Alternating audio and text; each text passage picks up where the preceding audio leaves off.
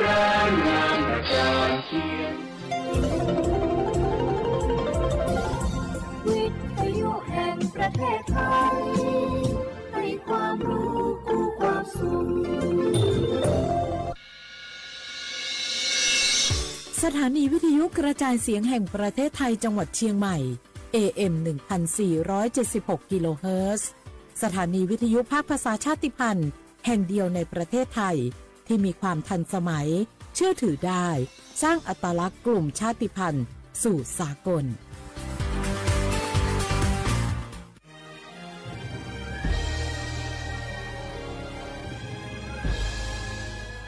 เกิดเป็นคนไทยเติบโตบนผืนแผ่นดินไทยจงภูมิใจในความเป็นไทยชาติไทยเรานั้นนับเป็นชาติที่มีความเป็นมาเก่าแก่ยาวนานเรามีภาษาวัฒนธรรมและมีสิ่งต่างๆที่เป็นเอกลักษณ์ให้เราได้ภาคภูมิใจในความเป็นคนไทยเราควรเห็นคุณค่าและมีความรักชาติหวงแหนแผ่นดินอันเป็นมรดกของบรรพชนร่วมภาคภูมิใจในความเป็นไทยโดยสำนักประชาสัมพันธ์เขต 3 กรมประชาสัมพันธ์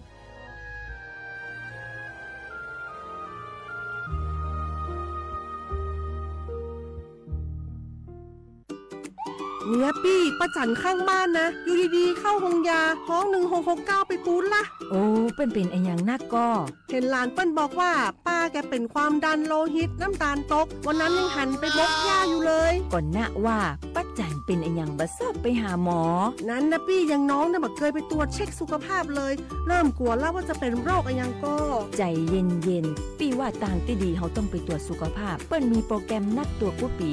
ไปตรวจจะได้รู้ว่าเฮามีความเสี่ยงเป็นโรคอันยังพ่องรู้ก่อนจะได้เตรียมตัวก่อนรักษาก่อนบ่ต้องมานั่งกังวลอันเดียวเฮานัดกันไปตรวจสุขภาพที่โรงยาครบปีพอดีแล้วเจ้าปี้ป้าวันพูเขานัดกันไปเลยเนาะจะไปดูเนาะ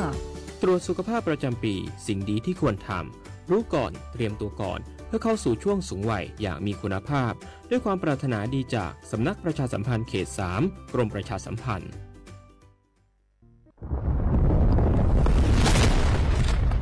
สาธารณภัยเป็นเรื่องที่ต้องใส่ใจช่องทางการรับรู้ข่าวสารเตือนภัยทำได้ง่ายนิดเดียวซึ่งกรมป้องกันและบรรเทาสาธารณภัยแนะนำช่องทางไว้โดยโทรมาที่1784ได้ตลอด24ชั่วโมงรู้รับปรับตัวฟื้นเร็วทั่วอย่างยั่งยืนด้วยความปรารถนาดีจากสำนักประชาสัมพันธ์เขต 3 กรมประชาสัมพันธ์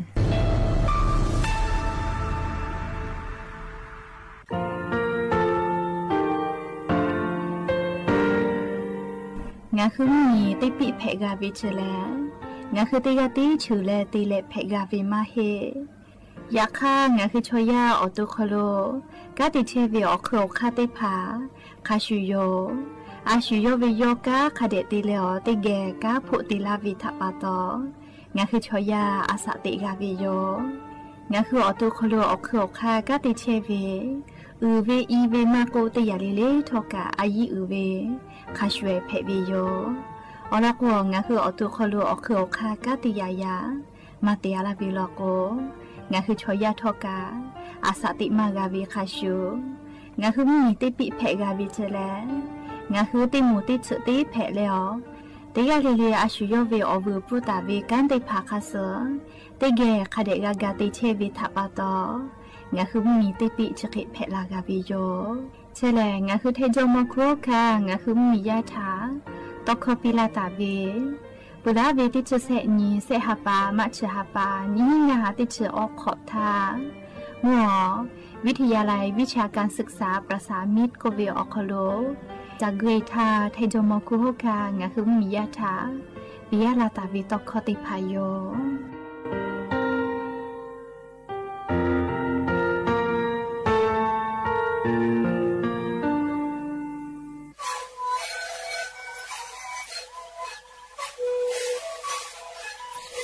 คือมันคือยาแก้เชื้อเบื่อออกข้าวชิลล์แล้วคือข้าวตอกหัวออกทีตัวแบบที่ไหนเอ็มนาบาเต็งที่โอหาจิตขดกิโลเฮเล่นเล่นหลอกเอาพ่อเอายาแก้เชื้อได้มาดีดูแลได้ชิ้นไหนเล่นถือไปเอายาที่มาดีที่แต่แล้วก็มาชอบขยันเล่นเล่นแล้วหูคอก็ช่วยดีแ และงานหุบเขาก็คือสมานกระโบเมดิโจ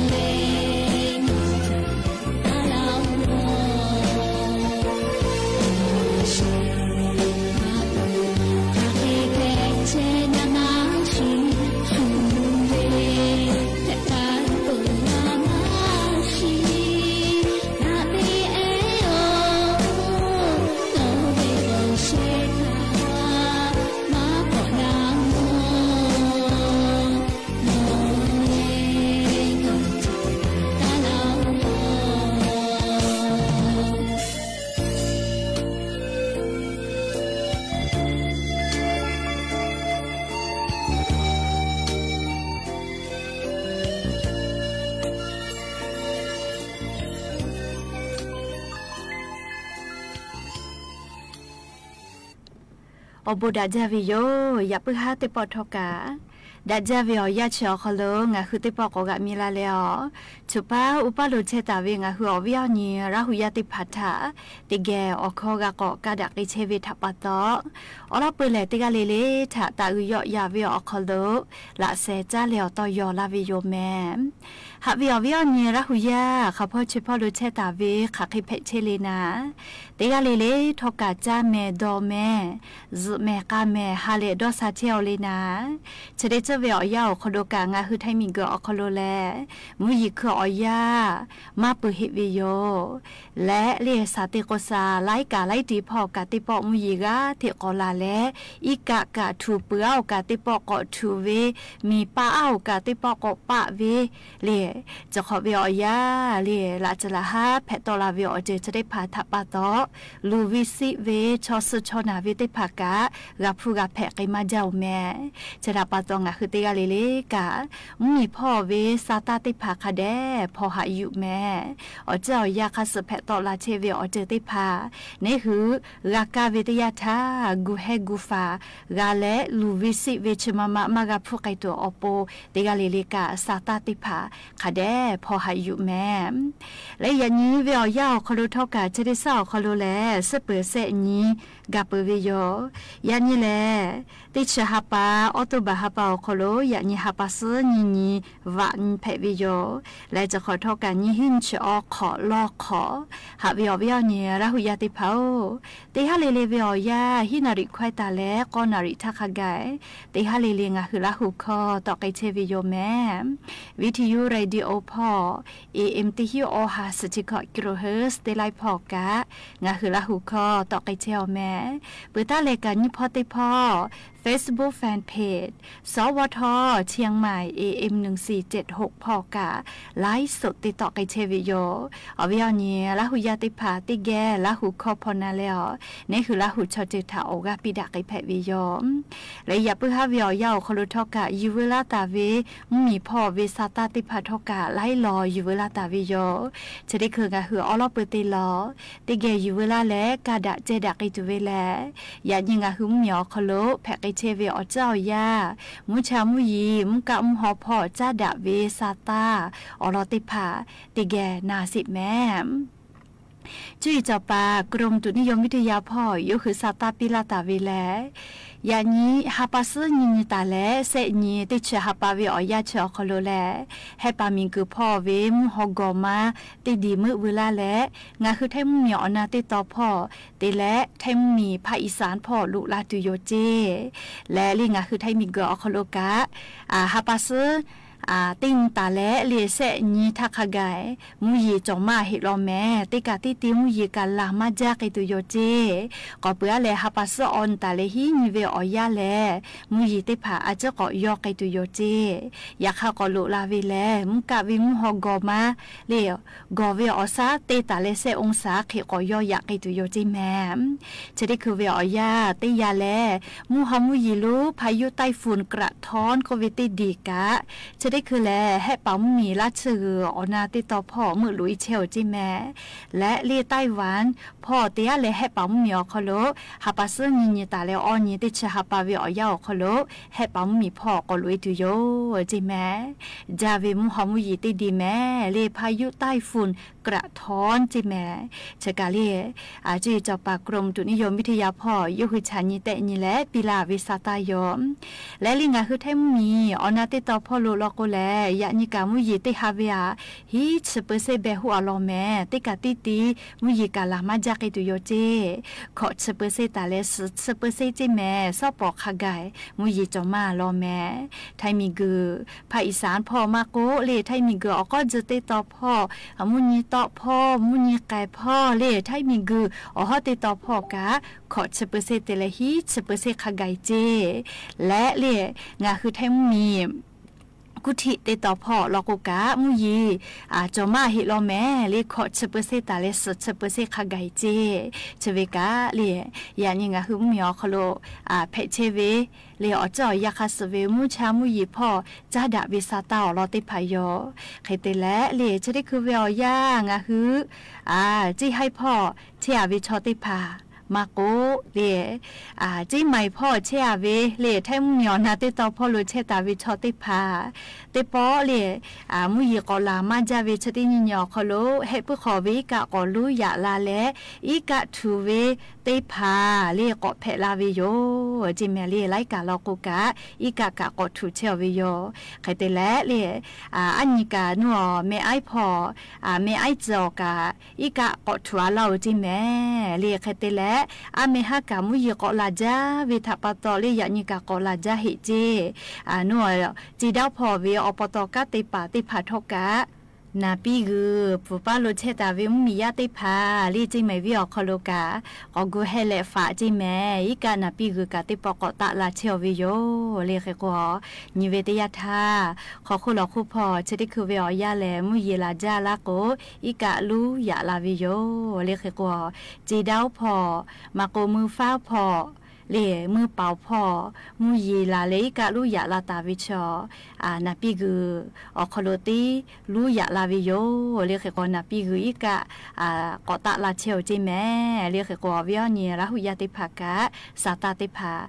คเดพอหาอยู่แม่ยะซอเลียติชตินาลิเวียยานาปีกืออีกะเตกือเลียสพานาวระอฮอพอเซเมเคกอตะลาวิเจเลียปุระทาโอมิอินชอเลือกแกละโคจิไม่วิชอเลียนาปีหืออีกะคาลูหามากาวินาลิบิสิตอลาวิโยเคโกติกาลิเลกะสาตาติภากอพอหาอยู่สิแม่เคเตเลจิให้พ่อกะกอญานิสาเลียเมฮากะยะปึกะยะนิกะมุยกอลาจาวิทัปตอกะยะกอจิให้จิใหม่นัวเลียอเพเวปาเป้าบุเยลิปังงิวติตอพ่อกะเยติภาเกลาลาเวขจอยหาจิแม่เลี้ยวเกานิเวติจะจอกกะกดาจีอลโกกะยะกอโคโลอิกะทัววิจิลิกะอิติภาเกลาลาเวหาจิแม่เรียกกออิกะทุวิทยาธรรมทกะกะอิกะขอลุยลาวิโยเรียกกอมทกะจะคือจะคติภาไปลาวิโยเคเตแลลีจิให้พ่อลโกกะกูเฮเลฝาจิแม่ลีนักกูกะอิกะบิสิตอลาเชลจิลีนักกูลีกะกะเทบิสิตอลาเชลจิแม่หาปัสนิญตาและก้อนเวอยาชอคโล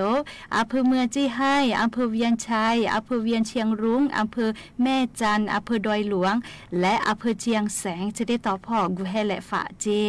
และเลียนยันเวอยาลโกกะลิฮิเจ้าแย่มหาวิทยาลัยราชภัฏวุโสกะเลียมหาวิทยาลัยอคอคาไกกะอีกะลุลาวิเจเลียตัมบูบ้านดูอำเภอเมืองเลียนัวนาเลพ่อบ้านลิไคกะอีกะถูวิลอแม่เลียจะได้คือเวอยาคโลจีให้พ่อเกลาลาเวกายกอติภาเยเวอคโลกะอีกะทัวเวเกกามากาวิติภากะคเดนิสิแม่เลียจะขอเป้าแม่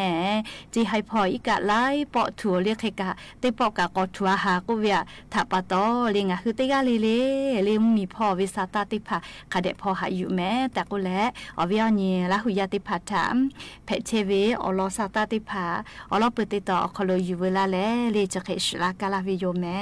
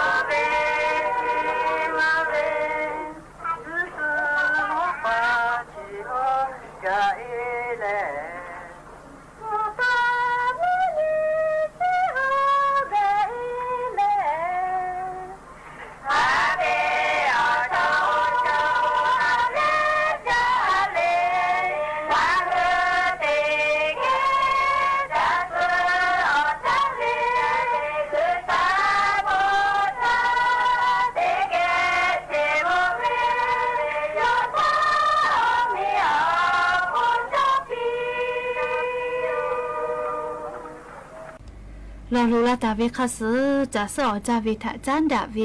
เขาเยติปุทกะรักกะกานาเกเปงาฮือละหุยาออกโลแลเลชเดหาปาเปแล้วซอเตหาปาทักขะไกเตขอเตปองาฮือมือตาว่าตาเวอสอนโยเตพาเมลาเลลิงาฮือฮาเลฮักกาเวออกโลจะสอจาเวปอยถางาฮือเตขอเลเลกะเตไกเชเวทะปาตอจะขอเวอยาทกะอยาเชเวเตยาถะเตปอกอกะมีลาปวิโยชดาปาตอเลไลกาทกะจะสอจาเวทะจาดาเวลิคอมาโกขอเยเตพาลอนาลาเวกะมาจาวิโยแม่จ้าเลลี่งาคือไทมิงเกออคโลกาบาราสติกาลาปุเยวิชเดผายอกเกเลอตินิลโกงาคือไทมิงเกออคโลกาบาราสติกาลาปุมาเยวิมมีติปิดะเกวิมมีติปิแพกเจออโปจะได้คือรัฐบาลกางาคือมียาติผาถาบาราสติกาลาปุเยยอกไกแล้วอเลมุลโกบาราสติกาลาปุเยวิทาเจเกตัวอโปรัฐบาลกางาคือมียาถากะเทกุและเป้าโทลเทวิโยและเลชดิคืออลอปืตาเกตุเวแลลิฮิจอเยรัฐบาลเวลิฮิจอเยเอเตพาเตแลเลรัฐบาลเวสยูเตกาเลเลทอกางาคือนัสถิเตพาถากุลาตาเวบราสเตกาลาปุเตพาคาปิกาเจเกตุโย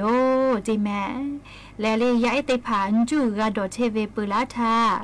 บราสเตเตพาอบอเตเลกุยาวิจอลิจะแกเตยาเวยาคาเลกาลาตุเวติชเตฮัปปาทาลโกงาคือไทมิเกออคโลยาเอรัฐบาลจูเตพาตอลาตาเวเตพาว่าบราสเตเตพาเยตาเวคาปิกะเจตุโยเจแมเลเดียกูเตยาเวออกกรองเตยาเวเตพาทะเยเกตุโยเจอลอโกเลงะคือไทมิเกออคโลชอเตกาเวชอเตนิเวบราสเตกาลาปุเยบาเทเวเลเตยาเวียฮิมาเคเยบาเชโล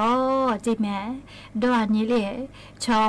ไลชลากาเวเตยาเวียฮิมาเคเตเยลาโกงะคือเมียอคโลเตนิเลกานี่คือเยปตาเวปราสติกาลาปุชเดพามาจาวิโยเลลิงาไลปอทอกากะกุไกเปปราสติกาลาปุชเดพาเลเตบาฮาจามิกขอกาตุกะเลอฮักขออฮิขออยากาเยวิโยเจแมอามิทัตุบาเวลโกกะจะแกปีนุจาเชซาจอซาพอปูมาดาวิทัปตองะคือไทมิเกออคโดทอกะมียาเตกาเลเลกะ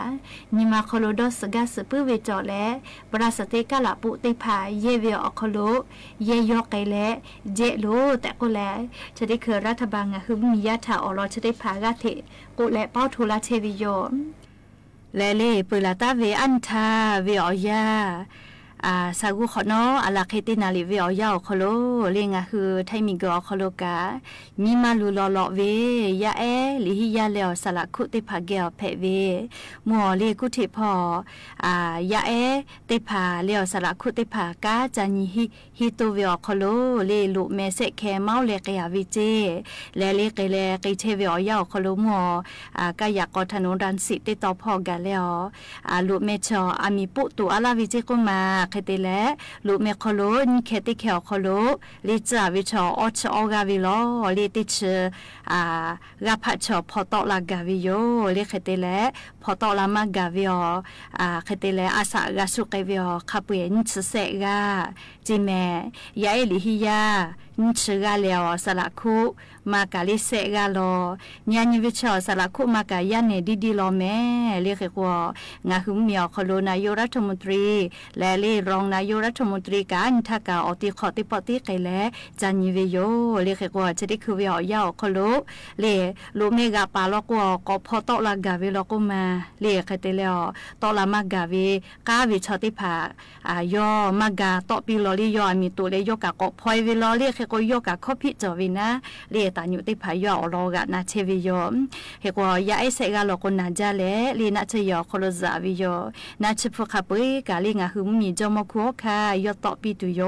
จิแมลีไนทักขกายเฮกัวจะได้คือให้ปั๊มมีอคโลลีอามิชเวียเซตุเวบัวหิมะติภาให้ปั๊มมีชอกาฟุลาวิเจลีอาโลหากาจาลียาไอติภาเคเตเลอจะได้คือเวียยาลียาเอ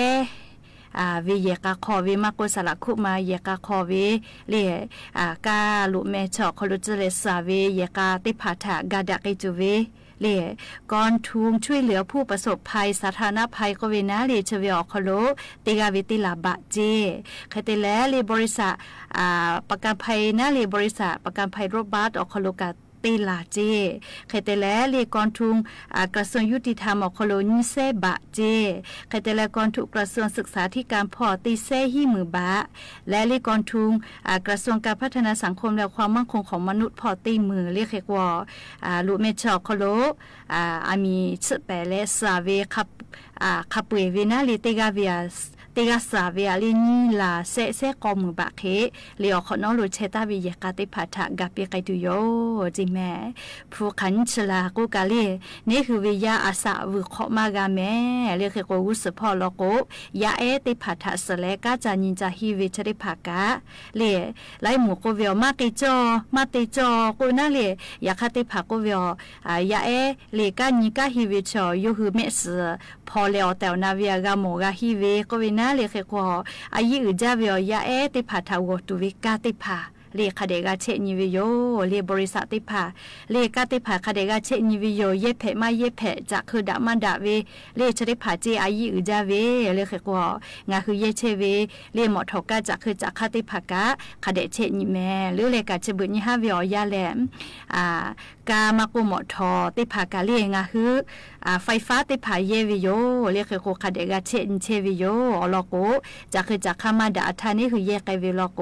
ลูวิสิวิอจิติภากับพูลาวิโยแต่ก็แลอวิอนีละหุยติภาถาเพเชวิอลอซาตาติภายูเวลาแลเลจะเคเกามาลาวิโยแม่และอย่าเพื่อให้ปอชดากระดาษตัวเวอลอซาตาติผาจะใครไม่จะได้โยแม่โลลาแล้วโอกาปิลาเชเวงาคือราหุยาติกาลิลิกาอบูจาแม่ติกาลิลิซุแมกาแม่เชซาจอซาเลฮาเลดอซาเวอบูติกาลิลิอคโลกาลาปีอบูจา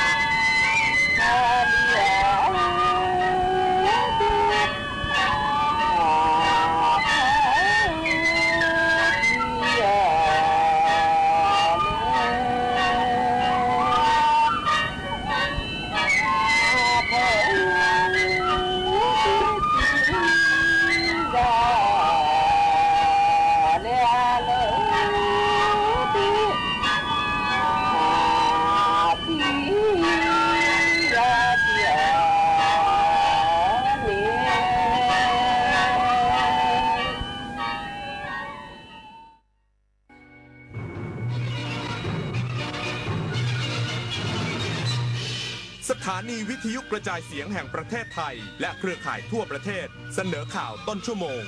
รู้เร็วรู้จริงเกาะติดทุกสถานการณ์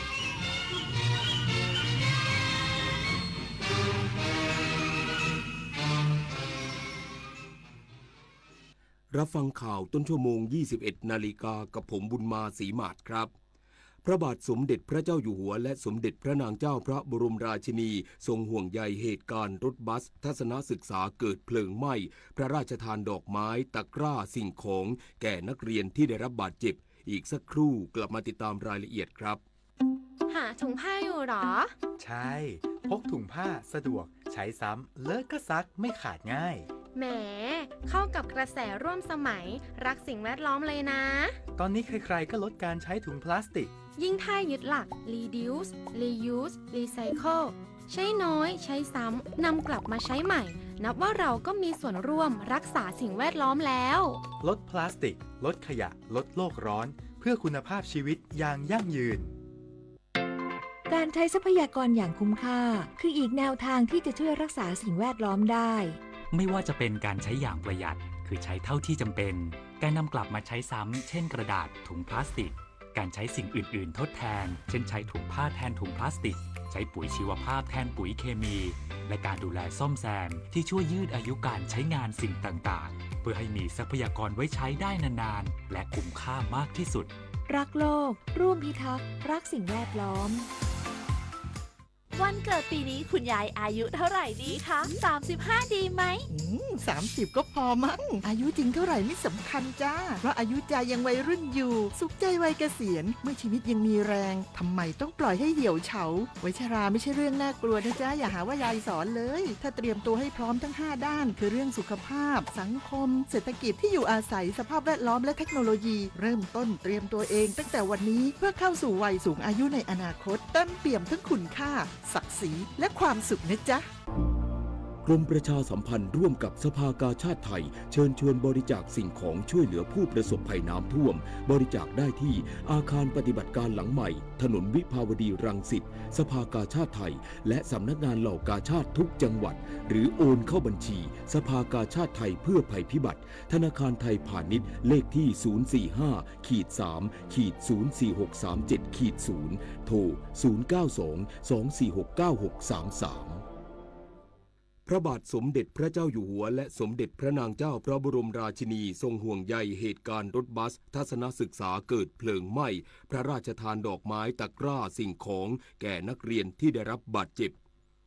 พระบาทสมเด็จพระเจ้าอยู่หัวและสมเด็จพระนางเจ้าพระบรมราชินีทรงห่วงใยและทรงเสียพระราชหฤทัยเป็นอย่างยิ่งต่อเหตุการณ์รถบัสทัศนศึกษาของเด็กนักเรียนโรงเรียนวัดเขาพระยาสังฆารามจังหวัดอุทัยธานีเกิดเพลิงไหม้บนถนนวิภาวดีรังสิตเป็นเหตุให้มีนักเรียนและครูได้รับบาดเจ็บและเสียชีวิตเป็นจำนวนมากด้วยน้ำพระราชหฤทัยที่ทรงห่วงใยนักเรียนที่ได้รับบาดเจ็บโดยเฉพาะเด็กเล็กที่ต้องประสบกับอุบัติเหตุที่เกิดขึ้นในครั้งนี้จึงทรงพระกรุณาโปรดเกล้าโปรดกระหม่อมให้เจ้าหน้าที่เชิญดอกไม้และตะกร้าสิ่งของพระราชทานไปมอบแก่นักเรียนที่ได้รับบาดเจ็บซึ่งเข้ารับการรักษาพยาบาลณโรงพยาบาลธรรมศาสตร์เฉลิมพระเกียรติจังหวัดปทุมธานีและที่สถาบันสุขภาพเด็กแห่งชาติมหาราชินีกรุงเทพมหานครในการนี้ได้เชิญพระราชกระแสทรงห่วงใยไปกล่าวแก่ผู้ปกครองของเด็กนักเรียนที่ได้รับบาดเจ็บและพระราชทานกำลังใจแก่ครอบครัวผู้บาดเจ็บและครอบครัวผู้ที่สูญเสียจากเหตุการณ์ในครั้งนี้ยังความซาบซึ้งและสำนึกในพระมหากรุณาธิคุณของทั้งสองพระองค์อย่างหาที่สุดมิได้ทางการจีนบริจาคเวชภัณฑ์บัวหิมะน้ำหนักกว่า8กิโลกรัมสนับสนุนการรักษาบาดแผลไฟไหม้ผู้บาดเจ็บจากเหตุเพลิงไหม้รถทัศนศึกษาในครั้งนี้พันตำรวจเอกทวีสอดส่องรัฐมนตรีว่าการกระทรวงยุติธรรมและนายสมศักดิ์เทพสุทินรัฐมนตรีว่าการกระทรวงสาธารณสุขเป็นตัวแทนรับมอบเวชภัณฑ์บัวหิมะจำนวน2ลังน้ำหนักกว่า8กิโลกรัมมูลค่ารวมกว่า 120,000 บาทจากนายอู๋จื้ออู่อัครราชทูตสถานเอกอัครราชทูตสาธารณรัฐประชาชนจีนประจำประเทศไทยในฐานะผู้แทนทางการจีนเพื่อสนับสนุนการรักษาบาดแผลไฟไหม้กรณีเหตุเพลิงไหม้รถทัศนศึกษานักเรียนโรงเรียนวัดเขาพระยาสังฆารามจังหวัดอุทัยธานีโดยนายอู๋จื้ออู่กล่าวว่าทางการจีนได้รับทราบเหตุการณ์เพลิงไหม้รถบัสและมีความเสียใจอย่างยิ่งจึงขอส่งความปรารถนาดีในฐานะมิตรระหว่าง2ประเทศประกอบกับรัฐมนตรีว่าการกระทรวงยุติธรรมได้ประสานทางวาจาว่าโรงพยาบาลที่รับผู้ป่วยไว้ดูแลอาการนั้นขอบริจาคเวชภัณฑ์ประเภทครีมสารสกัดเพื่อรักษาบาดแผลไฟไหม้ซึ่งเวชภัณฑ์ดังกล่าวสถานทูตสาธารณรัฐประชาชนจีนได้ดำเนินการประสานให้จัดส่งมาถึงสนามบินดอนเมืองเมื่อเวลา 15:05 น.ที่ผ่านมาจุฑามาศรักษาพันธ์รายงานครุสภามอบรางวัลครูธิรคุณและโล่รางวัลเพื่อเชิดชูเกียรติและยกย่องคุณความดีครูและบุคลากรทางการศึกษาที่เสียสละช่วยเหลือนักเรียนจากอุบัติเหตุรถบัสทัศนศึกษาเกิดเพลิงไหม้นางอมรวรรณวีระธรรมโมเลขาธิการครุสภากล่าวว่าจากเหตุเพลิงไหม้รถบัสทัศนศึกษาของนักเรียนโรงเรียนวัดเขาพระยาสังฆารามจังหวัดอุทัยธานีวันนี้ส่งผลให้มีนักเรียนบาดเจ็บและเสียชีวิตรวมถึงมีบุคลากรครูและนักศึกษาปฏิบัติงานวิชาชีพครูเสียชีวิตจำนวน3คน ซึ่งคณะกรรมการครุสภาพิจารณาแล้วเห็นว่าครูและบุคลากรทางการศึกษาที่อยู่ในเหตุการณ์ดังกล่าวเป็นผู้ที่มีความเสียสละช่วยเหลือนักเรียนในภาวะคับขันและเสี่ยงภัยปฏิบัติหน้าที่ด้วยความทุ่มเทมีอุดมการณ์และจิตวิญญาณในวิชาชีพจนเป็นที่ประจักษ์จึงมีมติอนุมัติเห็นชอบในการมอบรางวัลครูธีรคุณแก่ครูจำนวน7รายได้แก่นางสาวกนกวรรณศรีผงเสียชีวิตนางสาวพิมพ์ทองสมบัติเสียชีวิตนางสาวพรประภาอุปการจันโรจน์นางสาวทานทิพย์สีทองนางสาวกุลพรแข็งธัญกิจนางสาวพรประภาอั๋นดอยกลอยและนางสาวราตรีโพสีนอกจากนี้ยังได้อนุมัติมอบรางวัลโล่ยกย่องคุณความดีแก่บุคลากรทางการศึกษาจำนวน5รายได้แก่นางสาวสริญญาหอมเกษรนักศึกษาฝึกประสบการณ์วิชาชีพครูเสียชีวิตนายปรีชาเมืองจันทร์นางสาวพรพันธ์เหล่าปัญญานางสาวชนาลัยวงทองและนางสาวกัลยาณีธรรมนิยมชวนันท์มาลีรายงานจบข่าวบุญมาศรีมาศอ่านรับฟังข่าวครั้งต่อไปเวลา 22 นาฬิกาติดตามข่าวที่นำเสนอไปแล้วได้ที่ www.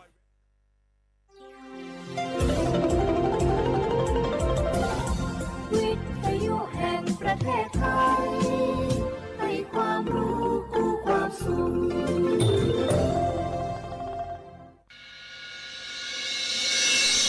สถานีวิทยุกระจายเสียงแห่งประเทศไทยจังหวัดเชียงใหม่ AM 1476 กิโลเฮิรตซ์สถานีวิทยุภาคภาษาชาติพันธุ์แห่งเดียวในประเทศไทยที่มีความทันสมัยเชื่อถือได้สร้างอัตลักษณ์กลุ่มชาติพันธุ์สู่สากล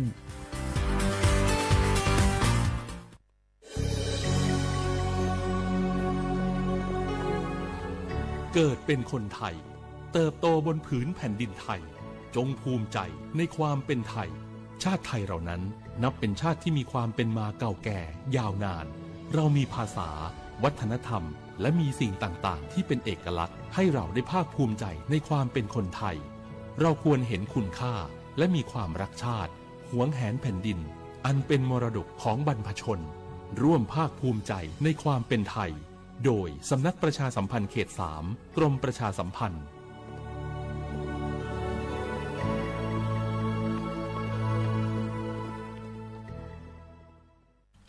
บางคนเมื่ออยู่หลังพวงมาลัยก็กลายเป็นสิ่งนักซิ่งทันทีขับรถต้องเหยียบให้มิดต้องเร็วกว่าไกลแต่ยิ่งขับเร็วอุบัติเหตุก็เกิดขึ้นได้เร็วเพียงเสี้ยววินาทีการขับรถเร็วเกินกว่ากฎหมายกำหนดก่อให้เกิดอุบัติเหตุทางท้องถนนมีผู้บาดเจ็บและเสียชีวิตเป็นอันดับต้นๆในแต่ละปีเพื่อความปลอดภัยของตัวคุณเองและผู้ที่ใช้รถใช้ถนนร่วมกับคุณขับช้าๆแต่ถึงที่หมายชัวร์กันเถอะครับรู้รับปรับตัวฟื้นเร็วทั่วอย่างยั่งยืนปรารถนาดีจากสำนักประชาสัมพันธ์เขต 3 กรมประชาสัมพันธ์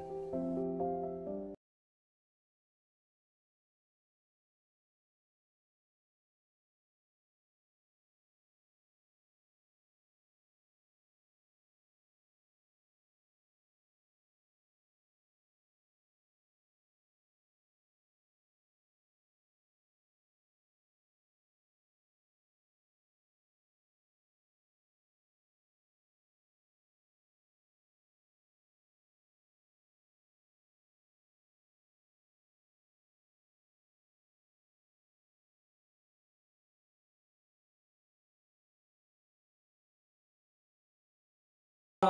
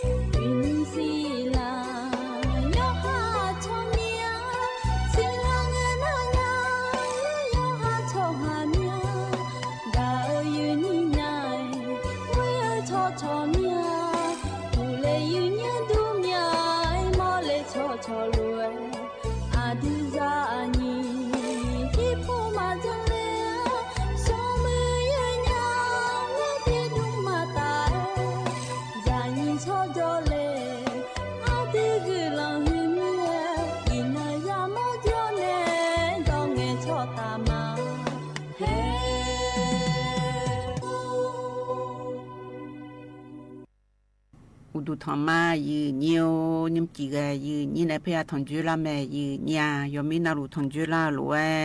อายามนาลิทิลากาดูนาลีเวลาเนเชลางกันเนียวทอนจุลาเนก็กอที่จีจื้อเจือพยาจากาในลาแม่ยืนยา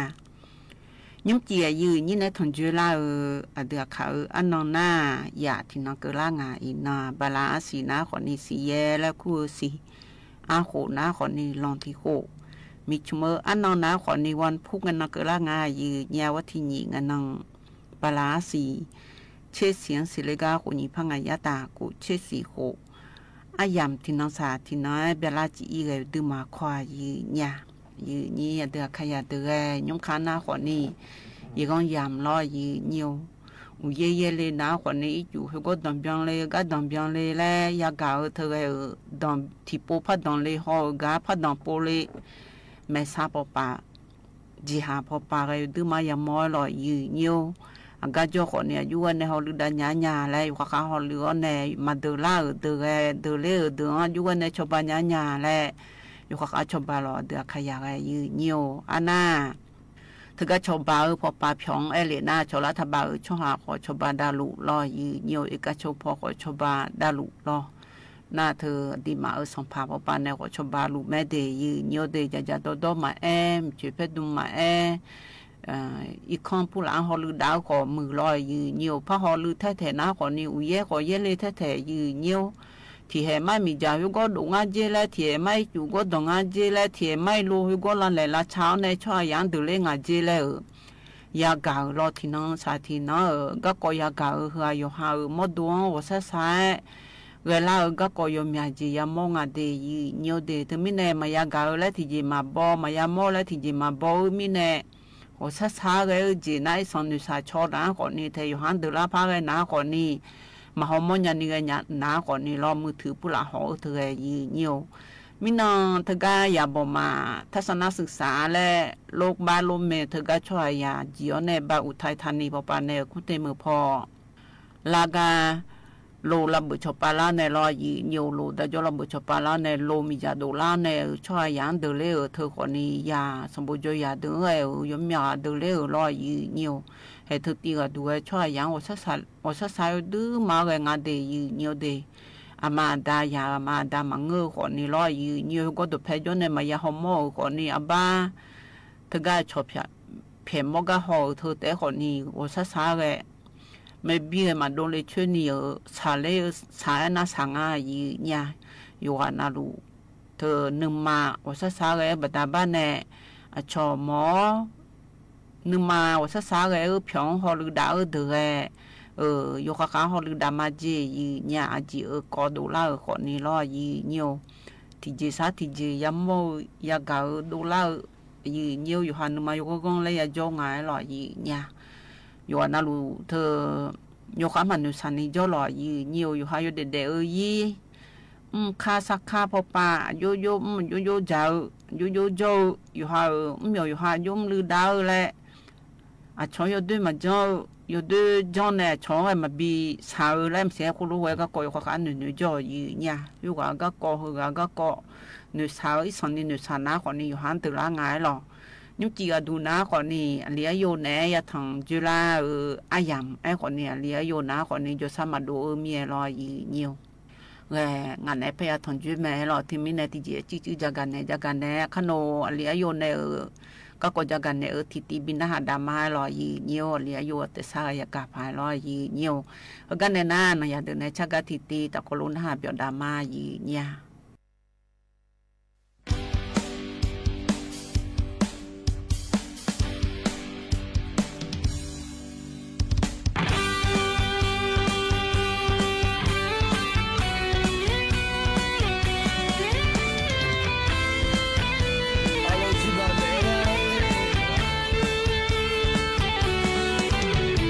ที่บาก็ไม่ละผิวที่ใบมาอูมียาเบชามาเลดูคนนี้มียาเดลากากุญายงาบาเชบาชาเตกาที่โนโนกายเดลางาที่ยาชานุมเบอดิเซลาพังไงya suyo tu dueña Principa tote ga kote Tije ma zonjo koni de Yo tu mai de che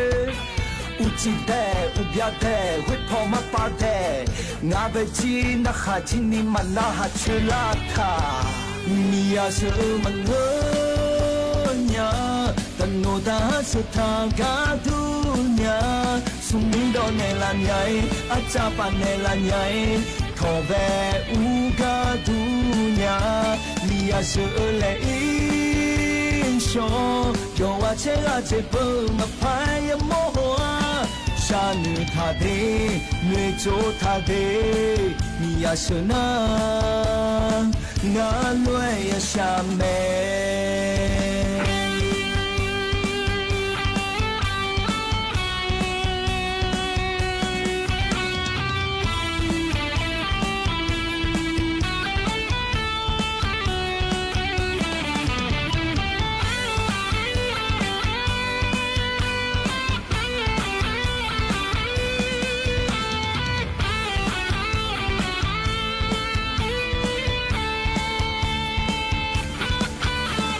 สิบาตัวคนเตะตัวเตะรักคนเตะที่เจมาจงโจคนนี้เตะยอดถึงไม่เตะเชื่ออุจิเตะอุบยาเตะวิพอมาปาเตะงาเบจีนักหาจินิมันน่าหาเชื่อลาคามีอาเสือมังเงยตันโนดาสุทากาดุญาสุมิโดเนลันใหญ่อาจาปานเนลันใหญ่ทอเบอูกาดุ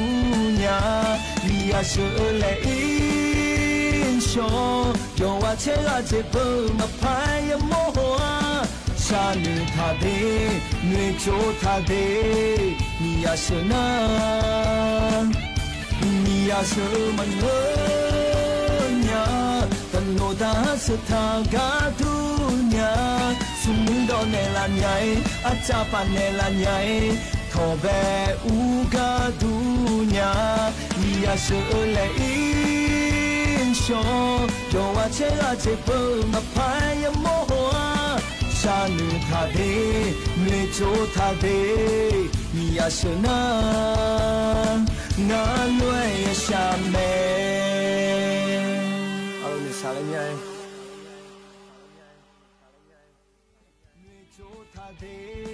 Nia sơ na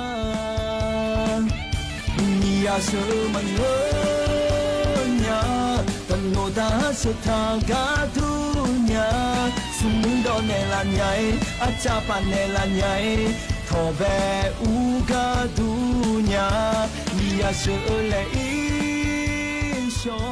Yo a che a che bơ ma pa ya mo hoa Sa nu tha de อันนี้บางไกในชาวรอยีเนียวมียาโลดันัวโลและนะฮะถือตีรอยีเนียว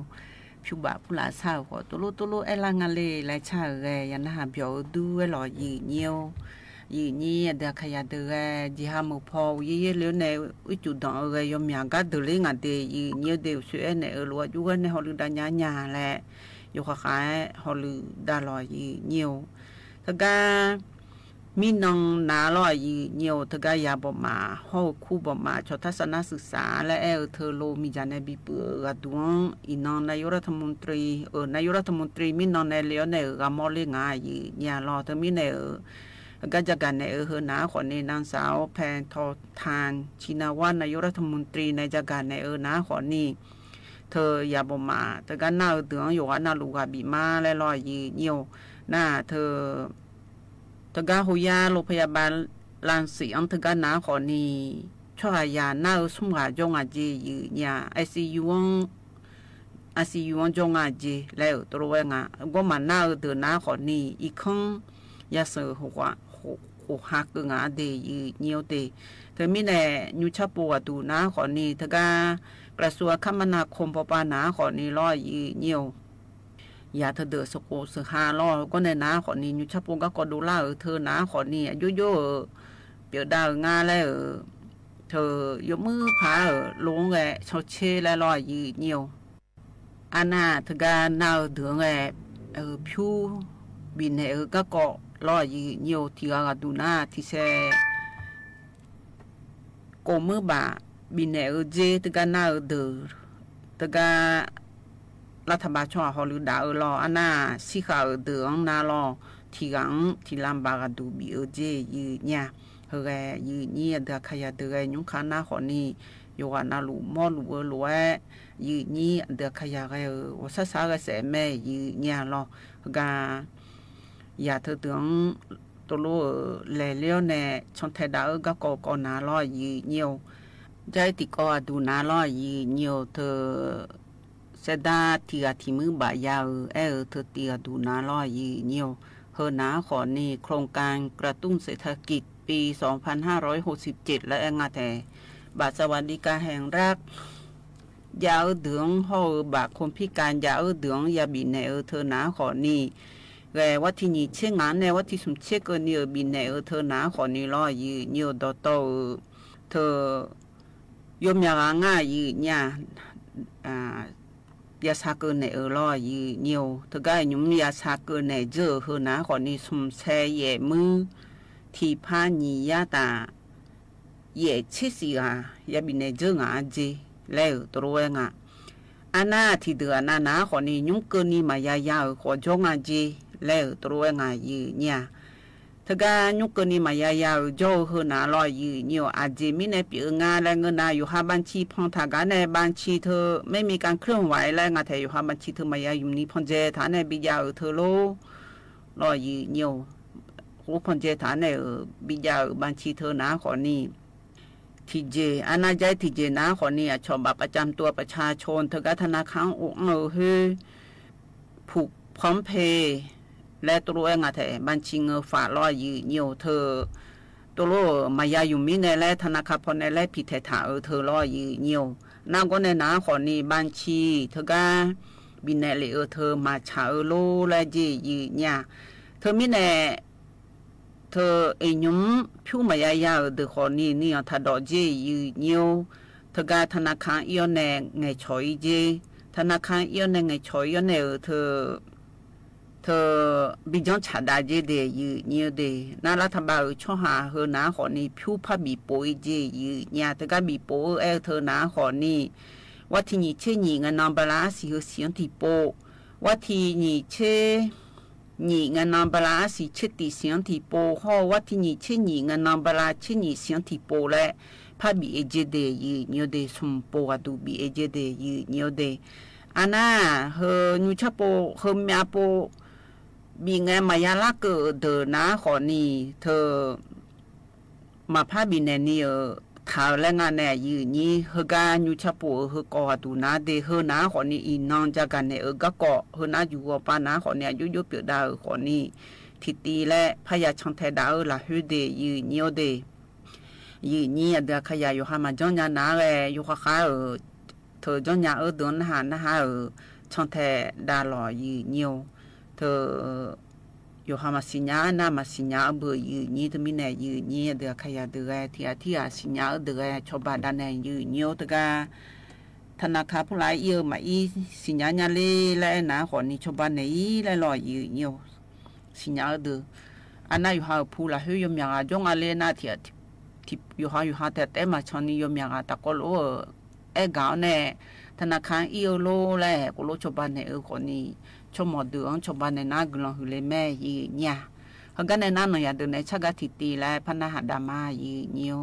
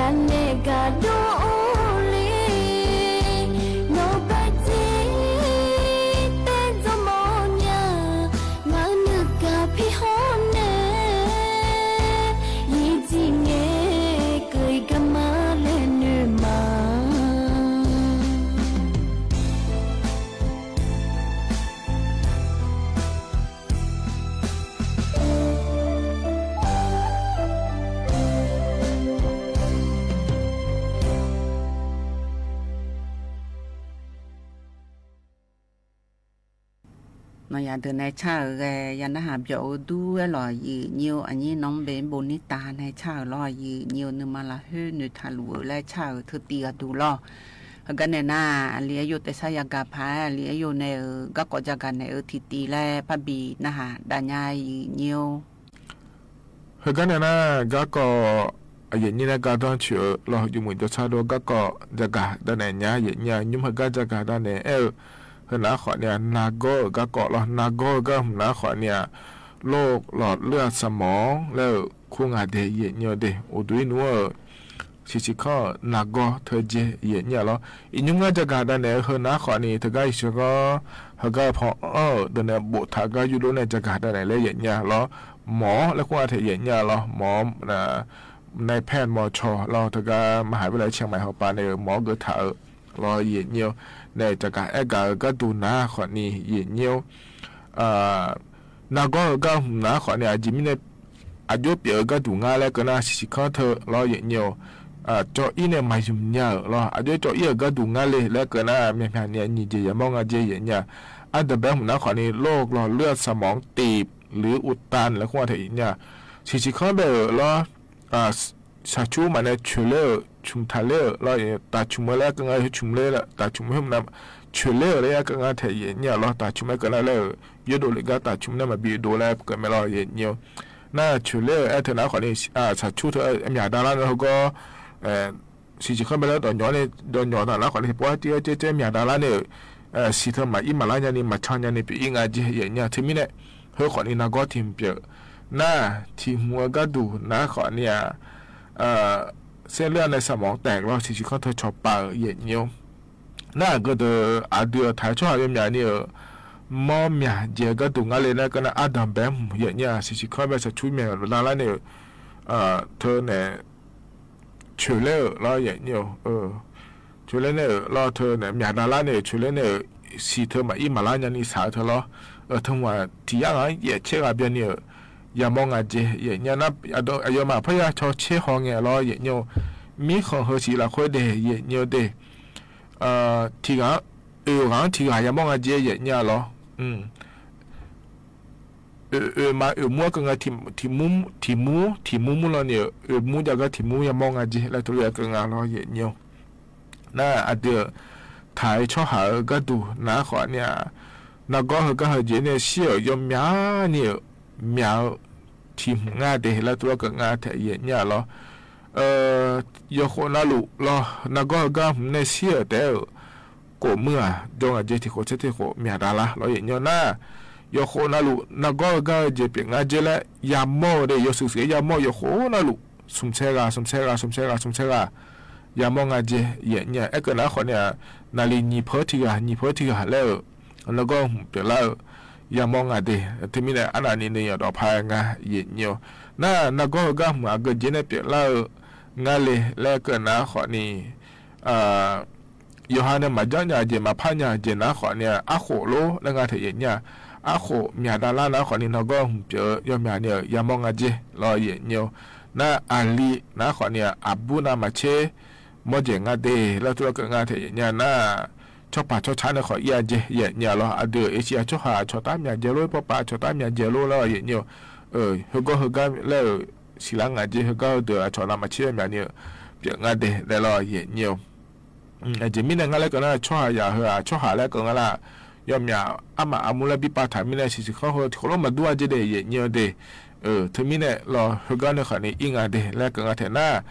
เธอเนี่ยอยู่หามาดูในขอนี้เยอะเดี๋ยวขอนี้จ่อแล้วเราเนี่ยอยู่หาเดี๋ยวจ่อจ่าโตอยู่เจนเรารู้ในงานในนี้เราที่อาณาความรักเปลี่ยนโลที่อาณาบาวาเปลี่ยนโลเนื้อมันก็เปลี่ยนโลยาหอโตโลจิบาโตโลแล้วเราเนี่ยน่าจะเข้าหลักคนสัจชัวเจโลแล้วเราเนี่ยจะชัวนักโลเฮดโตหรือเนี่ยเธอสิเข้านักโลหล่อเลือดสมองแล้วขั้วเธอเปียยามองอาเจเนี่ยหรอเธอมีเนี่ยเย็นเนียวเขาก็เดินเอ็กซ์ละนะขอเนี่ยให้อยู่หาอย่าชดเชยงานในเย็นนี้อาโคมีอะไรมีอะไรจีบาดมาโลยาหอดมาโลนักก็เขาเปียมีอะไรแล้วเนี่ยเขาเลี้ยงอะไรเลี้ยงกันนะอ๋องาขอนี่เขาเลี้ยงลูกมาเลยยุ่มเลยนะขอนี่อยู่หาเขาอย่าจังอะไรเย็นเนียวเดน่ะเขาก็มัวนักก็อยู่หาดูศิลาก็ดูงาเปียมาเสียเลยเหรอแล้วดูชดเชยงผักงานเลยแต่ละคนเนี่ยเงี้ยอยู่ล้อบางอย่างนี่เปียเจอยู่หามาดูมาสิละคนนี้อยู่หาเนี่ยก็เจจ่ออยู่หาตัวเพจจ่อเด็กคนนี้ขอหลุดยังไงเลยอย่างนี้เหรออยู่ล้อบางอย่างนี่เปียงอะไรเหรอแม่ที่พ่ออยู่เยอะงานเลยคืออะไรว่าอยู่ข้ามอันนี้เปียก็ดูงานเลยอยู่หามาดูมาสิละคนจ้องงานเนี่ยอย่างนี้เขาก็ดูนะคนนี้อยู่เนี่ยเราพายงานอย่างนี้เราเงี้ยคนเนี่ยแล้วยังมึงไม่มาเนี่ยแล้วมันเป็นการขาวโลแล้วขอเนี่ยยังไงเจ๊แถเย็นเนี่ยหรอน่าที่อันน่ะร้อยสนิทด้วยนะขอเนี่ยที่ปั๊บปลาเนี่ยมาลุมาลายเนี่ยกามาอันนี้เป็นเยอะที่อันน่ะอีสนิทพัดด้วยนะขอเนี่ยสิญญาเย็นเนี่ยเด้ถึงมิเนี่ยเขาก็หัวนักก็เหรอ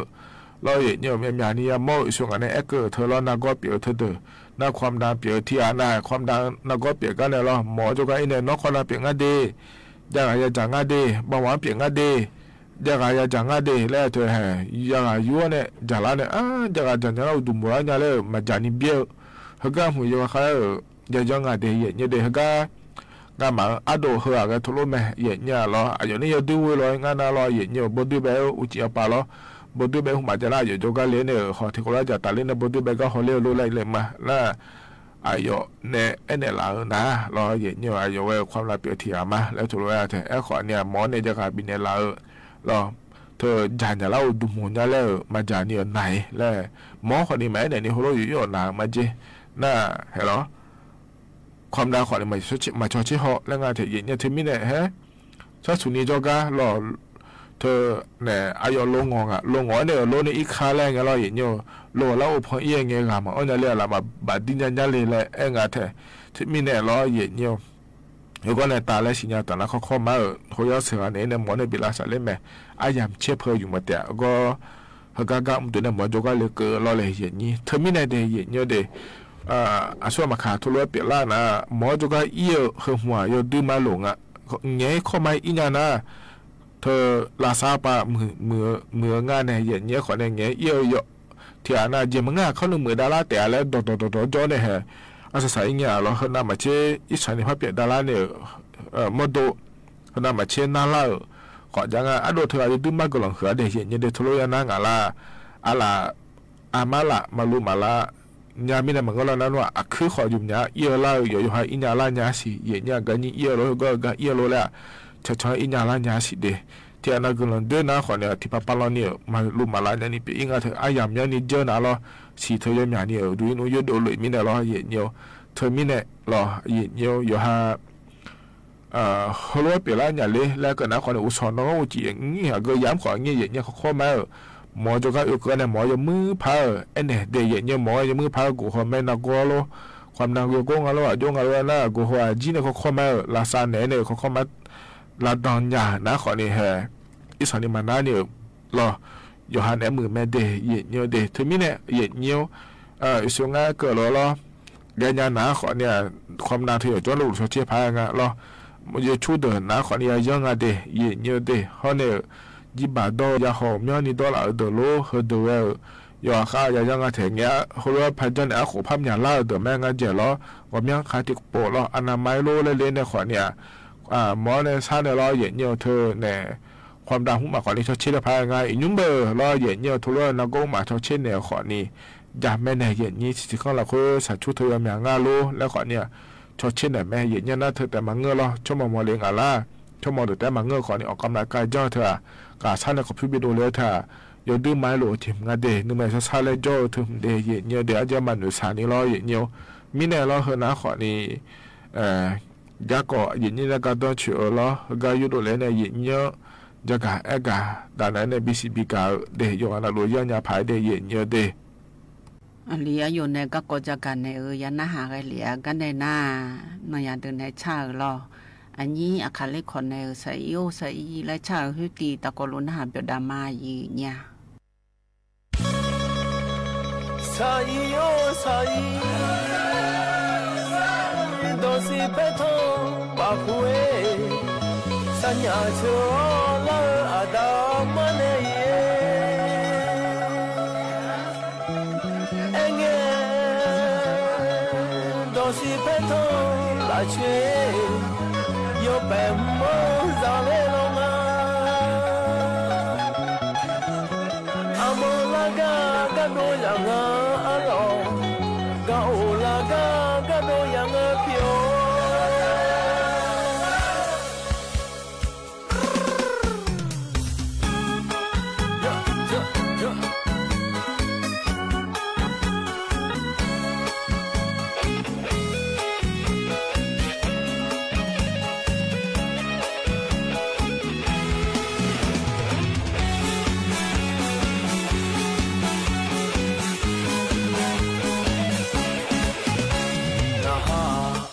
Zama akaza guzale sazi zione soso ekakae zibadoma dia chan li oyana sen som li jinsi khoyana chitu thao ne inodo ye lema ziba do ye shona mi shum mo pho 多得个一梦，到晚点安心养索，苦干白米大中啊姐，米那米的米耶，耶耶耶，我苗中啊姐，以后呢几把几度，以后呢几把几度，几度呢一弄多耶来嘛。多也说明，苗呢嘛怕莫啦，苗呢苗木木说，啦嗦嗦嗦哎，米大波嘛，米巴啊来度啊，怕好度呀，米那龙啊，几把多也说那，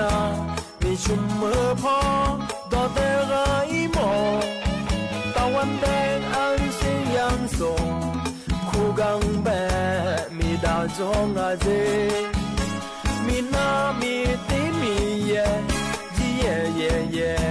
我们中阿เจ以后呢啥子子嘛以后呢啥子子嘛啥子子后呢阿布米达伊嘛啥子哦啥子都是陪同，把苦的三亚做老阿达玛呢，哎耶，都是陪同，拉去要白梦拉来浪啊，阿梦拉个个都让啊阿浪，个哦拉个个都让啊跳。Ada tu lah, saya dah naiknya le.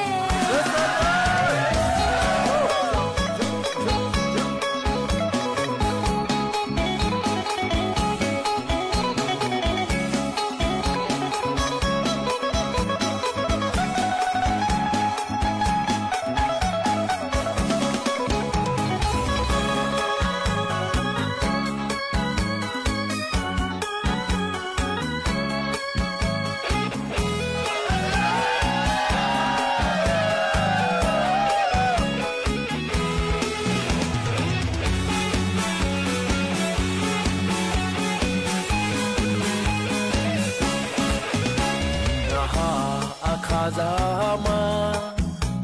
akaza guzale sazi zione soso kaka zibadoma bia chan li oyanga sang som li jinsi khoyanga chitu thao ne inon do ye lema ziba do ye shonaมีชุมเมื่อพอดอเดกายมอตะวันแดงอันเสียงยังโสดคู่กังแบมีดาจงอาเจมีนามีตีมีเย่จีเย่เย่เย่我苗中阿เจ以后呢几把几度以后呢几把几度几度呢一弄多也来嘛，几把多也说苗，苗呢嘛怕莫啦，苗呢苗木木说，啦嗦嗦嗦哎，米大波嘛，米巴啊来度啊，怕好度耶，米那龙啊。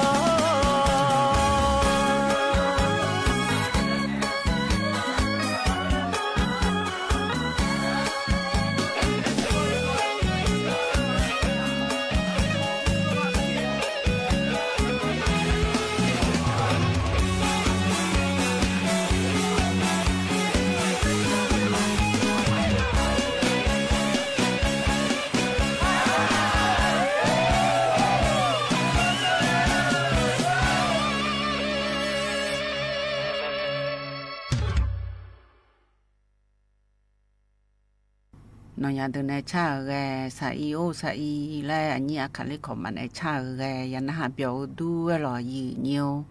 กันในนาชิกุกาและพบินหาดานยายีญาญุจีดูชิบิกูเฮนะขอนี่มาสัมพีรออายุมาสิหือ แต่ก็ชิกวอนถ้าอยู่เช้าญาแล้วอยู่กูญาแล้วแต่ก็ลุ้นหาเปียดามายีญา嘛菜哦，它这啥么菜哦，都有可能那好完了，这提到有完了，你们这后来吃安呢就拍把比那哈，下面啊，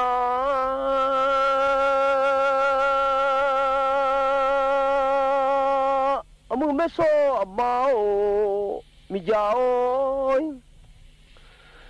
毕竟那不什么用外行，你说我觉得那个来没有，小老我觉得那个，你想你了就了。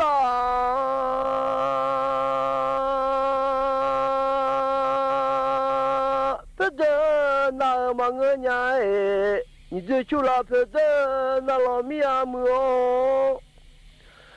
那么就拉皮的，你这他妈就拉皮的那个，有啥就拉皮的，来要拉米阿喏，你啊就拉皮的，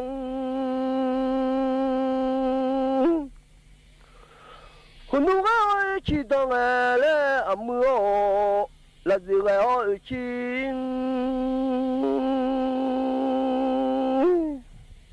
như sao như là ra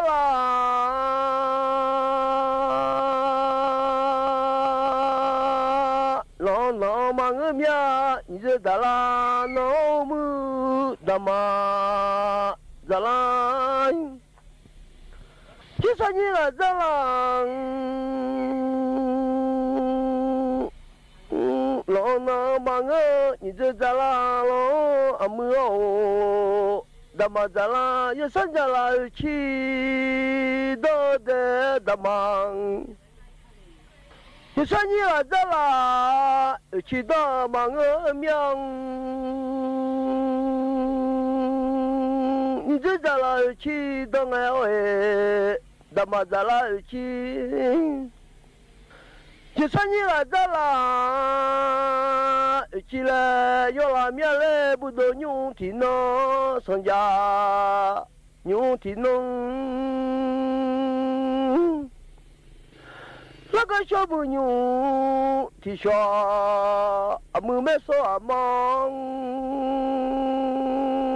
mi giàu xa mi lẽ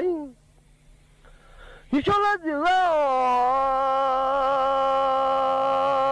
chỉ lo ăn đông à, giờ sao giờ lại chỉ bằng người ăn no nhiều à, như thế đó mà giờ lại chỉ đông à, giờ sao giờ lại lo nó bằng người mía nhiều à, như thế giờ lại lo nó mía mưa đó mà, ông bây giờ máu lên mẹ số mong.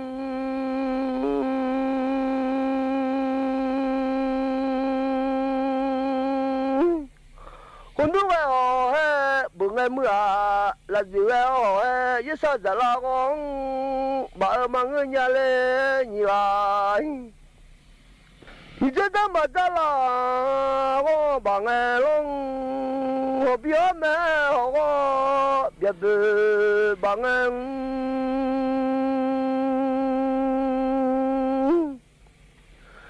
như thế giờ là con bà nghe ơi đama bala ngo banga yasa za ngo bala yo la mia no ni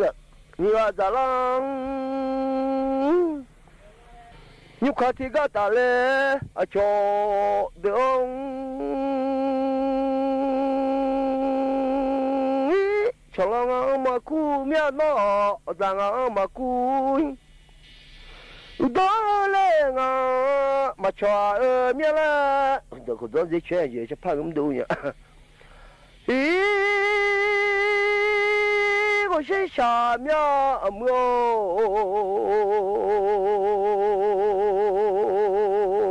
có mấy sáng miếng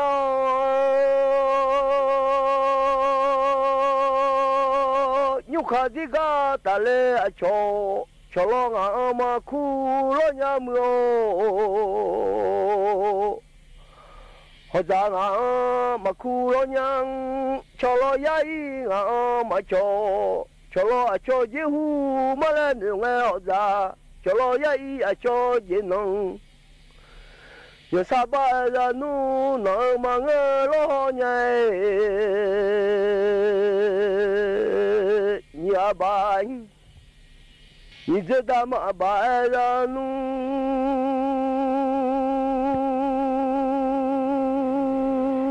nó làm ya mưa ya so cho ra khá mưa mi khó mà ôi giờ sa nhị ga bài ra nu nợ mà nghe mà nè ra chả mà nè mà nà liền mà lòng khỏe nó làm mi lê đàn nè lo khỏe nó làm mi mưa da cha lo khỏe nó nghe lo đàn nè ra chả mà nà lê mía cho lo ya xua cho dễ mà người mía cho lo ya xua cho dễ nó cho lo ra cho su mà lê du nghe cho lo cho dễ nó mía mưa giang cho lo ya xua cho dễ mà lê du nghe cho lo ya xua cho dễ nó ra ye sa nhị ga ba ra nu nợ mà nghe lo nhang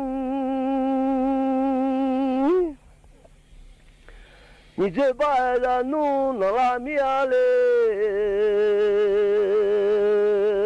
nhị dê da mà ba ra nu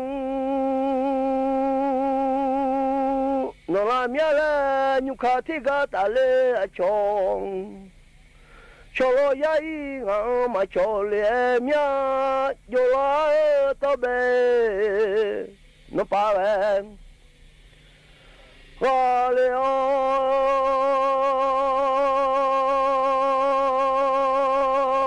bà phua phải thon nó chưa về qua lệ cho lo yai sung anh đê đôi nghe ngân nè quay lên lo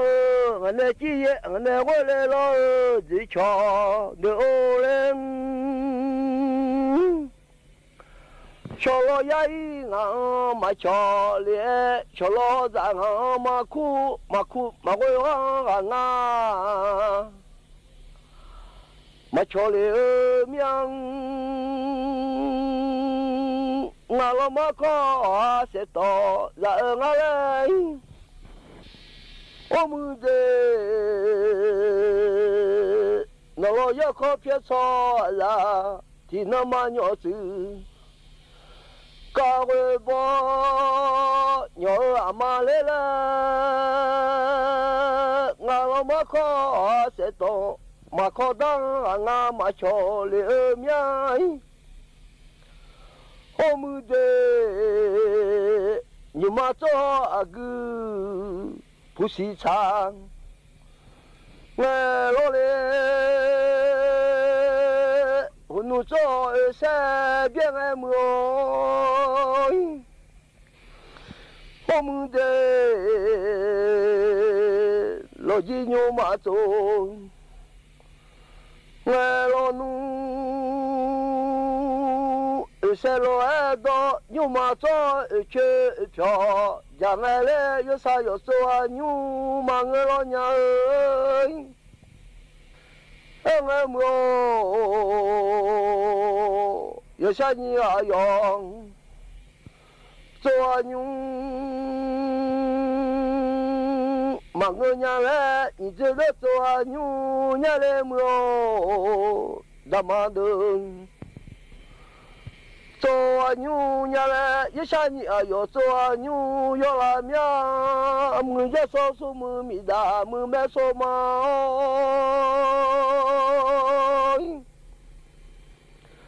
我们嘞，大老大来的叫红爱么，大老二女老高东。โอโลเลที่ยองดอดมาจอยูมายองลาเงาโอชาชาเกลาญายูมาจอกูผู้ชิชาโลจิยูมาจงเสบียยูมาจอเชื่อพอยังดอดมาจอยูมายองla ngang lo ji ma bo da nya le la mi a mu o mu de lo ji so ma bo dang yo de ya so nga ne i cho yo la mi o mu de yo de nga ne ya so i cho ma bo miang hồn nu treo thu thu nghe mưa cho lô treo thu thu cho mà bò nhá cho lô treo thu thu cho yo làm nhá bữa đó nhu thì nó son giang nhu thì nó leo mưa đen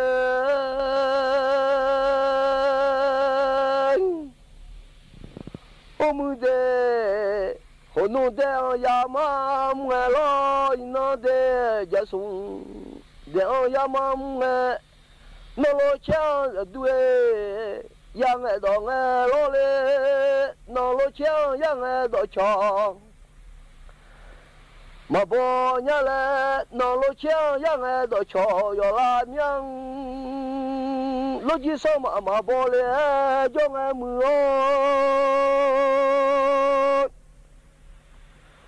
ô mưa đê à mưa mẹ so à ma mi già à mưa mi khó mà ô xa mi à lên ô mưa đê ngà bơ đeo ya ma nghe mưa ya sung đeo ya ma nghe lo ya ma mơ à gư để không thả lo ngang ô mưa đê lo ji mo se bia lo nga le mưa ya mam mo che cho ya lo nga le ya mam mo agu để không xả lo nga nhớ sao yo mà ya mà người lo nga mưa nhang用嘛呀，你知道吗？用嘛呀，我嘞，一下你啊，用嘛呀，有拉面。咦，要么没说啊嘛，你家哦，啊么咪家嘛哦，啊么咪好嘛哦，我么的。yo de mo se bien lo le llama mo se lo llama mo che pyo ya me ye sha ni a yong ya ma ngo ni de da ma yong ma ya nga le ho nu ya do jo le ti yo hong e mo ya ho ya le ti yong ya ma mo che chong lo ji ya ma mo se lo bien ho nu ya do ya sho ma da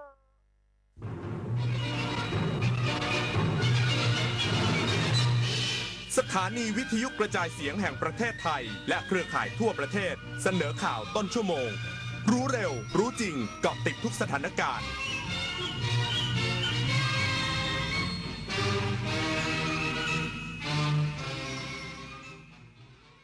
รับฟังข่าวต้นชั่วโมง 22 นาฬิกากับผมบุญมาศรีมาศครับนายกรัฐมนตรีเดินทางถึงกรุงโดฮารัฐกาตาร์แล้วเพื่อเข้าร่วมการประชุมระดับผู้นำกรอบความร่วมมือเอเชียครั้งที่ 3ที่จะมีขึ้นวันพรุ่งนี้อีกสักครู่กลับมาติดตามรายละเอียดครับ แยกหน่อยสิแยกทำไมเดี๋ยวเขาก็เก็บไปกองรวมกันอยู่ดีโอ้ยหมดยุคการทิ้งขยะรวมกันในถังเดียวแล้วจ้าข้อดีของการแยกจะช่วยลดปริมาณขยะลดการสิ้นเปลืองพลังงานประหยัดงบในการกำจัดแถมขยะรีไซเคิลบางอย่างก็ขายได้ที่สำคัญการแยกขยะยังช่วยรักษาสิ่งแวดล้อมและลดมลพิษต่อโลกอีกด้วยมาร่วมเป็นส่วนหนึ่งในการแยกขยะกันนะครับคิดก่อนโพสต์จะโพสต์อะไรต้องคิดก่อนจะโพสต์รูปภาพคนอื่นที่ไม่ใช่ของตัวเองต้องได้รับอนุญาตยิ่งเป็นการโพสต์เกี่ยวกับเด็กเยาวชนต้องปิดบังใบหน้าเว้นเสียแต่ว่าเป็นการชื่นชมอย่างให้เกียรติการโพสต์สิ่งลามกอนาจารรวมไปถึงการโพสต์ด่าว่าคนอื่นและเนี่ยเป็นเพียงส่วนหนึ่งของพรบคอมพิวเตอร์ที่มีผลบังคับใช้แล้วมีโทษทั้งจำทั้งปรับคิดก่อนโพสต์จะโพสต์อะไรต้องคิดก่อนป่ารักน้ำหนึ่งในโครงการอันเนื่องมาจากพระราชดำริของสมเด็จพระนางเจ้าสิริกิติ์พระบรมราชินีนาถพระบรมราชชนนีพันปีหลวงที่ก่อให้เกิดประโยชน์สุขแก่ราษฎรในการฟื้นฟูป่าที่เสื่อมโทรมให้เป็นบริเวณต้นน้ำลำธารอนุรักษ์ปลูกฝังให้คนรักและหวงแหนป่าไม้ช่วยให้ราษฎรที่ขาดแคลนที่ดินทำกินได้มีที่อยู่เป็นหลักแหล่งมีอาชีพและยับยั้งการตัดไม้ทำลายป่าคือถ้าเราไปบริจาคเลือดมันจะดูเท่และถือเป็นการทำบุญด้วยไหมถือเป็นบุญใหญ่เลยล่ะคิดดูนะคนเราสละได้แม้แต่เลือดของตัวเองเพื่อนำไปช่วยชีวิตผู้ป่วยแบบนี้จะรอช้าทำไมรีบไปบริจาคกันเร็วช้าก่อนคือร่างกายต้องพร้อมนอนหลับให้เพียงพอก่อนไหมล่ะได้เลยงั้นเจอกันที่ศูนย์บริการโลหิตแห่งชาติสภากาชาดไทยนะบริจาคโลหิตมั่นใจปลอดภัยนายกรัฐมนตรีและคณะเดินทางถึงกรุงโดฮารัฐกาตาร์แล้วเพื่อเข้าร่วมการประชุมระดับผู้นำกรอบความร่วมมือเอเชียครั้งที่3ซึ่งจะมีขึ้นในวันพรุ่งนี้นางสาวแพทองธารชินวัตรนายกรัฐมนตรีและคณะเดินทางถึงท่าอากาศยานนานาชาติโดฮารัฐกาตาร์แล้วเมื่อเวลา 16 นาฬิกาตามเวลาท้องถิ่นซึ่งช้ากว่าประเทศไทย4 ชั่วโมงโดยมีผู้แทนรัฐบาลกาตาร์ให้การต้อนรับและได้เดินทางออกจากท่าอากาศยานไปยังโรงแรมที่พัก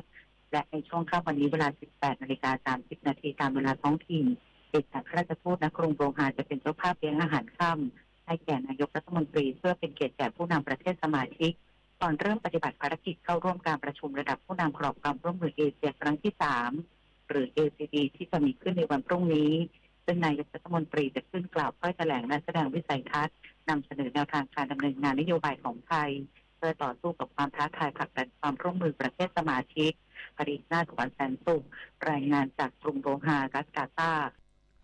สำนักงานทรัพยากรน้ำแห่งชาติและหน่วยงานด้านน้ำเฝ้าระวังฝนตกหนักช่วง 1-2 วันนี้ในพื้นที่จังหวัดเชียงใหม่และเชียงรายพร้อมระวังความเสี่ยงเกิดพายุอีก1 ลูกในเดือนนี้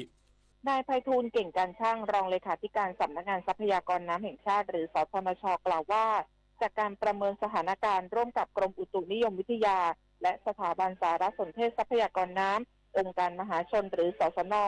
พบช่วงวันนี้ถึง3 ตุลาคมยังมีฝนตกหนักในจังหวัดเชียงใหม่และเชียงรายจึงต้องเฝ้าระวังต่อเนื่องและติดตามสถานการณ์น้ำอย่างใกล้ชิดพร้อมขอให้ผู้ที่อยู่อาศัยบริเวณริมแม่น้ำกกเตรียมพร้อมรองรับความเสี่ยงน้ำล้นตลิ่งด้วยทั้งนี้จากสถานการณ์ฝนตกหนักช่วงที่ผ่านมาส่งผลให้แหล่งน้ำทั่วประเทศสามารถเก็บกักน้ำได้ถึง174%ของความจุแหล่งน้ำทั้งหมดซึ่งปริมาณน้ำดังกล่าวจะใช้เป็นน้ำต้นทุนสำหรับกิจกรรมการใช้น้ำต่างๆในช่วงแล้งหน้าพร้อมพิจารณาบริหารจัดการน้ำในเขื่อนที่มีปริมาณน้ำมากโดยคำนึงถึงการป้องกันน้ำล้นจากเขื่อนส่งผลกระทบต่อประชาชนและต้องเตรียมพร้อมรองรับความเสี่ยงที่อาจจะเกิดพายุอีก1 ลูกในเดือนนี้ด้วยซึ่งจำเป็นต้องติดตามแนวโน้มการเกิดพายุและทิศทางของพายุตลอดช่วงปลายฤดูฝนนี้ปิยาพันธ์ยังเทียนรายงานขณะที่การเคหะแห่งชาติเปิดศูนย์พักพิงชั่วคราวช่วยเหลือผู้ประสบภัยน้ำท่วมเพิ่มอีก2 แห่งในพื้นที่จังหวัดเชียงใหม่นายทวีพงษ์วิชัยดิษฐ์ผู้ว่าการเคหะแห่งชาติกล่าวว่าการเคหะแห่งชาติจัดตั้งศูนย์พักพิงชั่วคราวเพิ่มเติมขึ้นอีกในพื้นที่จังหวัดเชียงใหม่จำนวน2 แห่งได้แก่โครงการบ้านเอื้ออาทรเชียงใหม่หรือบ้านเอื้ออาทรหนองหอยสามารถรองรับผู้ประสบภัยได้จำนวน20 คนและโครงการบ้านเอื้ออาทรเชียงใหม่หรือบ้านเอื้ออาทรสันผีเสื้อ สามารถรองรับผู้ประสบภัยได้จำนวน150คนหากรวมศูนย์พักพิงทั้งในพื้นที่จังหวัดเชียงรายและเชียงใหม่ที่การเคหะแห่งชาติจะเตรียมรองรับเอาไว้จะสามารถรองรับการช่วยเหลือผู้ประสบภัยได้รวมทั้งสิ้น320คนและจะพิจารณาพื้นที่อื่นๆเพิ่มเติมเพื่อช่วยเหลือให้ทันตามสถานการณ์ต่อไปนิตยาคุณศิมรายงานปิดท้ายที่ข่าวต่างประเทศทางการรัสเซียประกาศแผนการทดสอบระบบเตือนภัยฉุกเฉินทั่วประเทศกระทรวงสถานการณ์ฉุกเฉินของรัสเซียประกาศเตือนประชาชนเกี่ยวกับแผนการทดสอบระบบเตือนภัยฉุกเฉินในวันนี้เวลาประมาณ 10:30 นาทีตามเวลาท้องถิ่นใน11เขตเวลาทั่วประเทศโดยจะมีเสียงสัญญาณเตือนดังขึ้นเป็นเวลา1 นาทีซึ่งการทดสอบระบบในครั้งนี้เป็นไปเพื่อการตรวจสอบความพร้อมของระบบเตือนภัยและเพิ่มการตระหนักรู้ของประชาชนทั้งนี้การทดสอบดังกล่าวเกิดขึ้นท่ามกลางสงครามระหว่างรัสเซียกับยูเครนซึ่งปะทุขึ้นเมื่อปี 2565 ซึ่งทวีความรุนแรงขึ้นจากปีที่แล้วส่งผลให้ความสัมพันธ์ระหว่างรัสเซียและชาติตะวันตกมีความตึงเครียดเพิ่มมากขึ้นจบข่าวบุญมาศรีมาศอ่านรับฟังข่าวครั้งต่อไปเวลา 23:00 น.ติดตามข่าวที่นำเสนอไปแล้วได้ที่ www.thainews.prd.go.th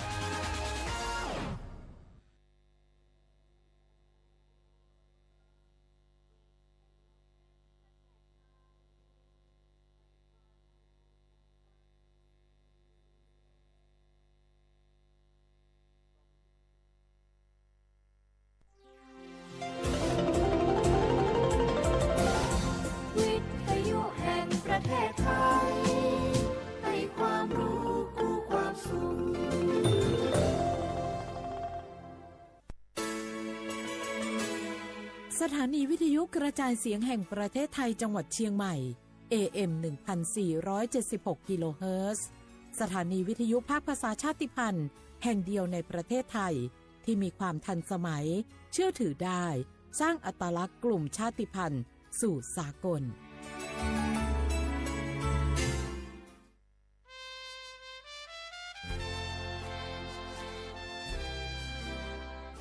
เกิดเป็นคนไทยเติบโตบนผืนแผ่นดินไทยจงภูมิใจในความเป็นไทยชาติไทยเรานั้นนับเป็นชาติที่มีความเป็นมาเก่าแก่ยาวนานเรามีภาษาวัฒนธรรมและมีสิ่งต่างๆที่เป็นเอกลักษณ์ให้เราได้ภาคภูมิใจในความเป็นคนไทยเราควรเห็นคุณค่าและมีความรักชาติหวงแหนแผ่นดินอันเป็นมรดกของบรรพชนร่วมภาคภูมิใจในความเป็นไทยโดยสำนักประชาสัมพันธ์เขต 3 กรมประชาสัมพันธ์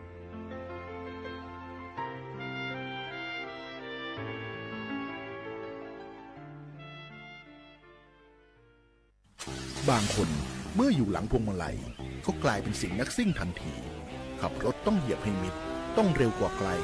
แต่ยิ่งขับเร็วอุบัติเหตุก็เกิดขึ้นได้เร็วเพียงเสี้ยววินาทีการขับรถเร็วเกินกว่ากฎหมายกำหนดก่อให้เกิดอุบัติเหตุทางท้องถนนมีผู้บาดเจ็บและเสียชีวิตเป็นอันดับต้นๆในแต่ละปีเพื่อความปลอดภัยของตัวคุณเองและผู้ที่ใช้รถใช้ถนนร่วมกับคุณ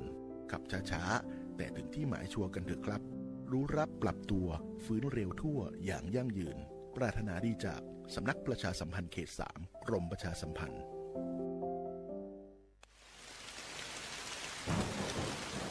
หน้าฝนทีไรแถวบ้านหนูดินถล่มทุกปีคุณครูมีวิธีเตรียมพร้อมรับมือเมื่อเกิดดินถล่มบอกให้หนูรู้ได้ไหมคะได้สิครับนักเรียนดินถล่มเป็นภัยธรรมชาติที่มักเกิดคู่กับน้ำป่าไหลหลากถ้าเกิดฝนตกหนักนานกว่า6 ชั่วโมงน้ำในแม่น้ำและลำห้วยจะเพิ่มสูงขึ้นอย่างรวดเร็วน้ำจะมีสีขุ่นมากกว่าปกติดังนั้นเราต้องสังเกตความผิดปกติมันติดตามข้อมูลสภาพอากาศและประกาศเตือนภัยสำรวจสภาพความเสี่ยงของพื้นที่วางแผนและศึกษาทางหนีภัยแล้วถ้าเกิดดินถล่มขึ้นจริงๆเราต้องทำยังไงบ้างคะคุณครูถ้าเกิดดินถล่มเราก็ต้องรีบอพยพไปตามเส้นทางที่ปลอดภัยให้ห่างจากแนวกันไหลของดิน 2-5 กิโลเมตรนะครับอย่าอยู่ใกล้ลำน้ำเพราะอาจได้รับอันตรายจากหินหรือต้นไม้ที่ไหลมาตามน้ำเลี่ยงกันใช้เส้นทางที่เกิดดินถล่มหรือกระแสน้ำไหลเชี่ยว หากพลัดตกน้ำให้หาต้นไม้ใหญ่ยึดเกาะและปีนให้พ้นน้ำห้ามว่ายน้ำหนีเด็ดขาดเพราะร่างกายอาจกระแทกกับหินหรือซากต้นไม้นะครับนักเรียนเข้าใจแล้วค่ะคุณครูหนูจะจดจำที่ครูสอนเมื่อภัยมาถึงหนูจะได้ปลอดภัยค่ะ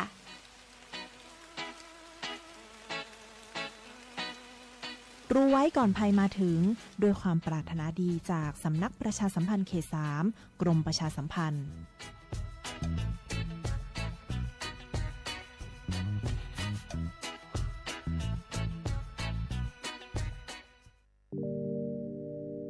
การล่อลวงบังคับขู่เข็นกักขังผู้หญิงหรือเด็กเพื่อการค้าประเวณี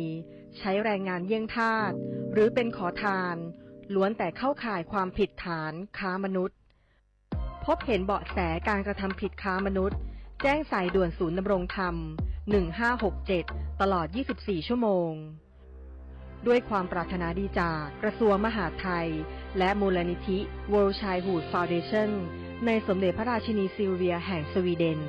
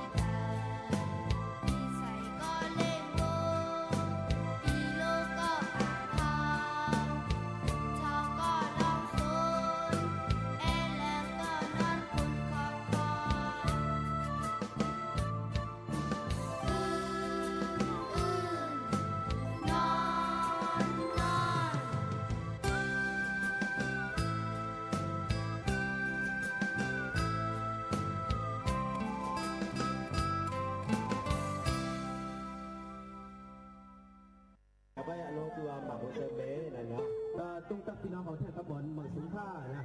วันนี้อย่าไปกูทางด้าน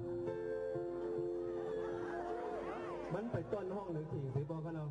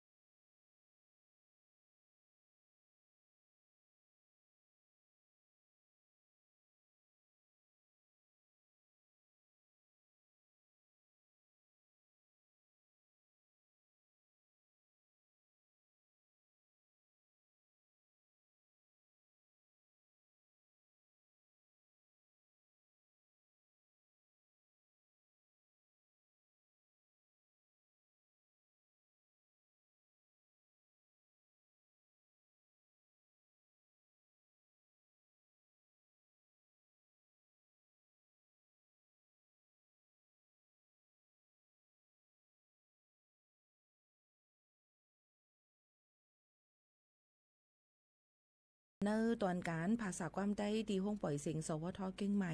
AM 1476กิโลเฮิรตซ์ค่ะพบทบจอมพี่น้องเขากูวันพอถึงมาข้าวยาม 10 โมงถึง 11 โมงกลางเนอ10ถึง 11 โมงกลางค่ำอยู่เป็นอุ้ยก็อุ้ยเซบ่แม่ปีน้องๆเขาจำกันจังเขาโมข่าวนุ่นสุภาวันเชื้อสารวินเป็นอุ้ยก็อุ้ยเซพี่น้องเขาค่ะเมื่อในก่อถึงมาเนอวันอังคารที่2เลิน10ปีเครด2เฮงปลาย24ปีใต้2เฮง1ปากปลาย18ปีก็จาน1เฮง3ปากปลาย86คู่เป็นเลิน10ลับนะคะเมื่อในก็และเป็นวันศีลวันธรรมเดียวก็เป็นกำที่เลยหันว่าอับนำแม่ปีกันจงใจค่ะพี่น้องเขาจังหนังไหนค่ะอ๋อก็จังหือก็ลีค่ะเป็นวันศีลวันธรรมแทง1อันไหนก็เฮาค่ะกูวันนั้นเฮามีเจอสมาธิตั้งมั่นคึงปองให้สั่งนาการให้รีเซออนตอนเสเก่ากันกูก็กูก้นค่ะพี่น้องเขาค่ะเมื่อว่าไว้วันนั้นเนี่ยค่ะเฮ็ดให้ฝนตกลงมาหาเฮียงสิมันตกมาหลายวันค่ะยก็นำกึ่งกลางลูกถมใส่ตั้งมึงเกงหายตั้งนางแลบันดูเจิมเจ้าไหนค่ะพี่น้องเขาตั้งทาเขาเปลือกเจิมเจ้าไหนค่ะเนาะพี่น้องเขาค่ะเฮ็ดให้นำขึ้นสูงกึ่งกลางขึ้นสูงใส่ตั้งนาจันจอมราชพัฒน์เจียงไฮ้เจิมเจ้าไหนค่ะอ๋ออันนี้ก็เป็นรองพี่กึ่งกลางสภาวะอันกึ่งกลางปอบพุทธมีมาเป็นมายก็อัมมีพองกึ่งกลางเป็นที่นำก็ทมเฮือนกวนหวานเจียมเจ้าไหนค่ะเนาะลงตั้งอันนี้ก็เป็นเพศกึ่งกลางอันเป็นมาในข้าวฝนเจ้าหนังไหนค่ะพี่น้องเขาอยู่ก็เส้นตาสายตั้งเหมือนหนังตั้งเดี๋ยวลูกตั้งเมจันกับตั้งตาต้นเดี๋ยวมาตั้งเมจันตั้งกิ่วสไตล์เจียมเจ้าในนั้นแต่เหลือเปิ้นตึกอึดทับไว้อำไปจังกว่ามาย้อนเปอว่าลิ้นมันหยุดนะคะจอมเส้นตาสายตั้งขนมอำจังกว่ามาเนี่ยอันนี้ก็พี่น้องเขาดีกว่าตาอะไรไปตั้งเลยในก็ถูกดีเลยถ่อมข่าวเงากันจอมไหนในข้าเจอเสือเฮียงเอามาฝากตัวตุ้ถึงพอไม่ปีน้องเขากูก็กูก้นจังหนังไหนยาวค่ะพี่น้องเขาค่ะเที่ยงอันนึงนะคะเนาะพี่น้องเขาค่ะมาด้วยเที่ยงเลยค่ะพี่น้องเขาเมื่อหนังตั้งเจดอนเส้นตั้งเก่งไหมนี่ก็เหมือนกันเลยค่ะอ๋อพี่น้องเขาค่ะปืนก็ย้อนปืนเผาไว้ปั่นค่ะเนาะพี่น้องเขาค่ะเพิ่นก็ยังปืนเผาไว้ปันแทงในนั่นค่ะเส้นตั้งกว่าตั้งเลยในนั่นขนาดเนาะอันที่เปิ้นติตอนตาไผ่เส้นตาสายตั้งเปิ้นก็มาปืนเผาปันว่าในนั่นค่ะพี่น้องเขาในวันที่2 9 มต่อถึง5 ม 6 ค่ำนั่นเนี่ยค่ะสังพี่น้องเขาเด็กกะตั้งแผอำนั้นก็สิแยกร่วมโชคนั่นเนี่ยค่ะเปิ้นสิมีการติดตั้งเสาไฟอันเยอะนะคะในเส้นตั้งกลางเส้นตาสายตั้ง3ต้นค่ะก็สิมีรองปิกเส้นตาสายตั้ง2ช่องตั้งนะคะภายขวานะคะภายขวาร่วมโชคกว่าดังแยกหนองจอมนั่นนะคะย้อนเปิ้นนั้นเลยเส้นตั้งติกับกินอิดอ่อน1พี่น้องเขาดีกว่าตั้งนั้นนี่ก็ถูกดีเลยไว้ฟังกันไว้จอมในนั่นค่ะพี่น้องเขาเยอะก็กว่าเส้นตั้งต่างตั้งก็เตลีนั่นค่ะเนาะเยาก็เที่ยงอันนึงค่ะพ่อแม่พี่น้องเขาค่ะเมื่อเข้ายาม 10 โมงในภายทั้งอบต.เก่งลาวเขาฝากฟังไว้ปันพ่อแม่พี่น้องเขาอันอยู่จอมนำปิงค่ะเฮอหางเฮียนเอาข้อของคืนไว้ตีสูงเฮกังลองน้ำทมน้ำนวงมาเนี่ยค่ะไว้สีฝนตกลงมาน้ำปิงก็เพิ่มสูงขึ้นมาเนี่ยค่ะในวันที่2 เดือน 12 เองไป27ในค่ะนะพี่น้องเขาก็เปิ้นนั้นพี่น้องเขาก็ถูกดีเลยไว้ฟังกันจ้อมในนั่นค่ะเอาพี่น้องเขาค่ะลองตั้งแต่เก็บโคเก็บเลี้ยงไว้ตีสูงว่ากูจังยาน้ำทมน้ำป่ามาเจ็มเจอในค่ะเนาะอันนี้ก็ถูกดีไว้ฟังเทียง1อันค่ะพี่น้องเขามาโดยเที่ยงเลยค่ะพี่น้องเขาเกี่ยวกับเลยลองเมื่อว่าเป็นวันที่1เตเลิน1มากไว้ก็เพราะเป็นลองอันเฮ็ดเธอให้ลองฮกให้ลองมองเจอกันเอามาได้เป็นเพศน้ำทมค่ะเนาะเอามาได้เป็นลองลูกอ่อนโฮงเฮียนตีโฮงเฮียนวัดเขาพญาสังฆรามในค่ะเจตั้งเมืองลานศักเจตวันอุทัยธานีค่ะเป็นเพกึ่งกลางไหนครับแล้วก็กึ่งกลางเสเฮ็ดให้มีก้นลูกซุ่มอาศักสายใจตั้งน้ำในนั้นซ้ำเป็นเพลเป็นคู่สอนและลูกอ่อนโฮงเฮียนไหนค่ะทั้งหมดก็จะมีอยู่20ปลายอันในลูกซุ่มกว่าในรถก้านอันตีอยู่40ปลายก็ไหนค่ะก็เปิ้นนั้นแหละมือข้าวยามตรงมองนั่นในค่ะเนาะพี่น้องเขาค่ะ Facebook โฮงเฮียนในค่ะเนาะที่วัดเขาพญาสังฆรามลานศักเจดอนอุทัยธานีนั่นลัดไม่ว่าอ่อนดวนโฮงเฮียนกว่าเอลเลที่วัดพระศรีสันเพชรค่ะเจดอนพระนครศรีอยุธยาไว้นั้นมาก็ได้เข้ากว่าด้วยการไฟฟ้าส่วนภูมิภาคตีดังบางกรวยเจดอนนนทบุรีค่ะพี่น้องเขาข้าวยาม 12 โมงปลาย8 นาทีนั่นในก็กลางวันนั่นค่ะเนาะเป็นเพกึ่งกลางค่ะพี่น้องเขาลดกาเป็นไฟใหม่นะคะตีนาเซียรังสิตนะคะภายตั้งหิมเส้นตั้งพหลโยธิน72นะคะเส้นตั้งถนน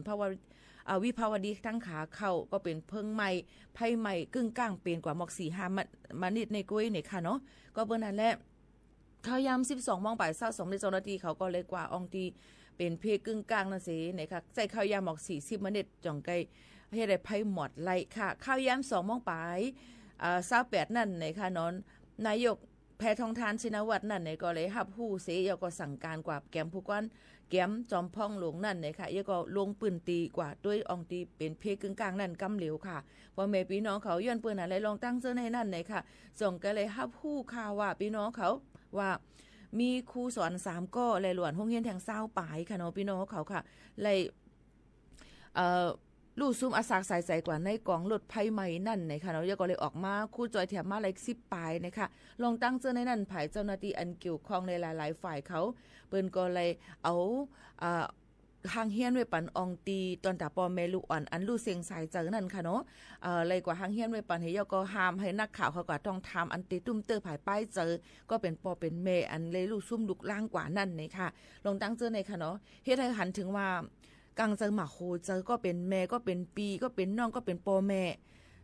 เจอในค่ะเนาะมันติดเจ็บแก้นหมอกะหืออันว่านั่นค่ะนะลองตั้งเจอในย้อนเพื่อว่าอันนี้ก็มีอยู่รถปัด3 ลำนั่นค่ะนะเนาะรถปัด3 ลำลำที่2เป็นเพหมักยางมันแตกเฮียก็ทำเป็นรถแก๊สนั่นค่ะนะเป็นรถแก๊สยาวเหก็ไม่ไผก็ลุกมาพอลุกมาเนี่ยก็เปิดอองติพักดูมันนั่นเนี่ยก็ซ้ำไผ่ลูกล่ามใหม่ค่ะนะนางอ่ำจังออกมาล้วนก็ต้องได้ออกมาเลย10 ปลายขึ้นด้วยเทียงตั้งนำตั้งหลายคู่สอนก็เลยเต็มที่ตอนด่านาการนั่นค่ะนะเนาะอันนี้ก็หลียุกยองกุ่งหมุนหลียุกยองกุ่งหมุนก็อันเป็นคู่สอนอันอยู่จอมในรถการนันติเตวาวานี่นั่นค่ะลงตั้งเสนก็เฮาค่ะยกภายกระทรวงศึกษาธิการเนี่ยค่ะภายป้ายปัญญาเขานั่นเนี่ยก็เลยลาด้วยวันที่2 3 4 3วันในเนี่ยค่ะครูสอนหมอสอนเขานะคะล้วนใส่เสื้อโค้ทสีล้ำอันนั้นก็ใส่ไม้มิกสีล้ำไว้นะคะตอนตัดเดไว้ลองต่ำน้อยมองเจอก้นอันเป็นลูกอ่อนแหละครูสอนอันไรดูซุ่มอาศักใส่ใจกว่าที่เป็นเพศกึ่งกลางตีรถกานั่นนะคะพี่น้องเขาค่ะอันนี้ก็เอามาฝากบันพี่น้องเขาเจ้าหนังไหนค่ะนะโยก็ย้ำพ้องตะเหลวนั่นภายกดทัดด้วยหลักฐานศักดิ์ศรีนั่นนะคะเปิ้นก็ตึกกดแจดด้วย DNA อยู่นั่นขนาดนี้ก็เป็นปอเป็นเมจอมนั่นขนาดนั้นหนังคือบ่ดีกว่าด้วยว่าก้นดุอ่อนอันลู่ซุ่มกว่านั่นมันเป็นก้อนเลยหนังหือเปิ้นก็ได้หางเฮียนไว้รถกาแทง23 ลำตอนตัดได้ส่งปอกมืออันโตตายขับโตในนะคะเมื่อส่งปอกมือขึ้นเฮ็ดลองการตำหนังศาสนาอันเผามันมีไว้นันตีจังเจดอนอุทัยธานีไหนนั่นค่ะพี่น้องเขาค่ะอันไหนค่ะเนาะเยก็ตาเหลียวแต่ก็เปิ้นก็ย่ำไปเปิ้นก็หางเฮียนไว้ปันอองตีก็เป็นปอเป็นแม่ลูกอ่อนอันลู่ซุ่มนั่นก็เปิ้นว่าเปิ้นตึกกดแจดด้วย DNA ว่าเป็นไผไหม้ในมันหัวเป็นเพอค่ะพี่น้องเขามันมอยมดกับเสียงเป็นก็ได้เอากับกดแจดด้วยว่าก็ได้เป็นลูกหลานสู่จังนั้นจังไหนเตรียมจังไหนต้องไปสืบคึงปองให้สร้างกว่าแท่งเยก็ยังห่างเฮียนไว้ไผ่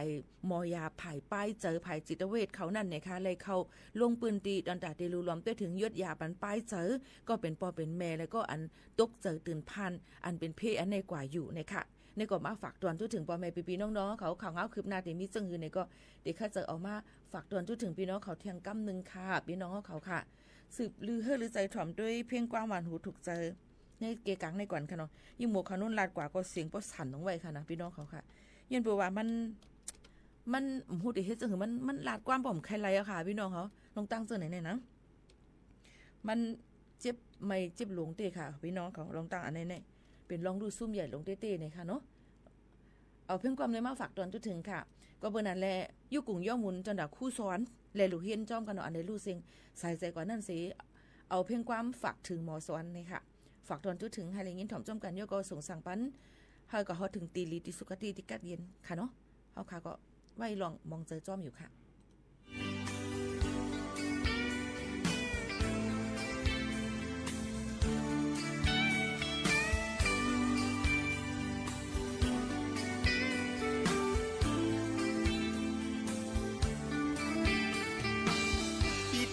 ล้วนแก่นคือยาวก็อันเปิงสุนสันเนปันเส้นต่างลูกอ่อนพี่จอนยองย้อนำเสอ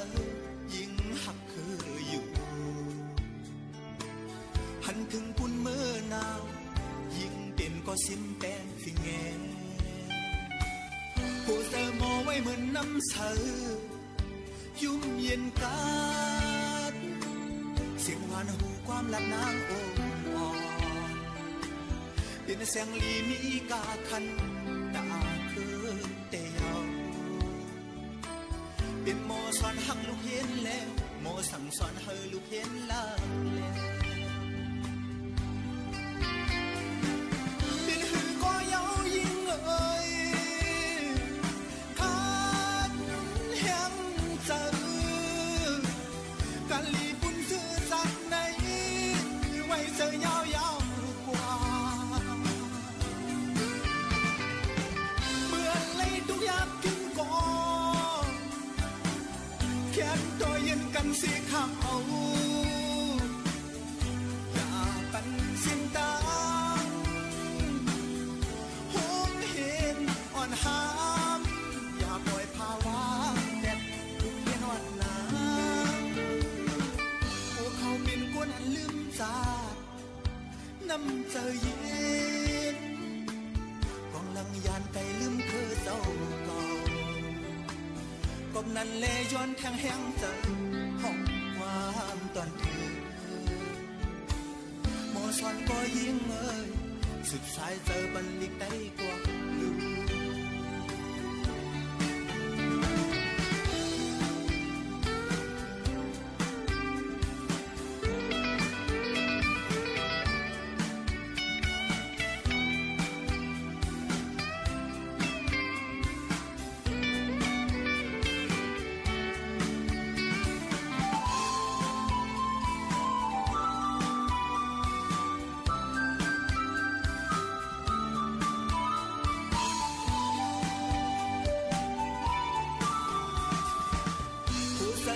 เหมือนน้ำเสือยุ่มเย็นกันสิ่งหวานหูความรักน้ำอ่อนเป็นเสียงลีมีกาคันตาคือเดียวเป็นโมสอนหักลูกเห็นแล้วโมสั่งสอนให้ลูกเห็นลาแล้วเป็นหือก็เย้ายิ่งเอ่ย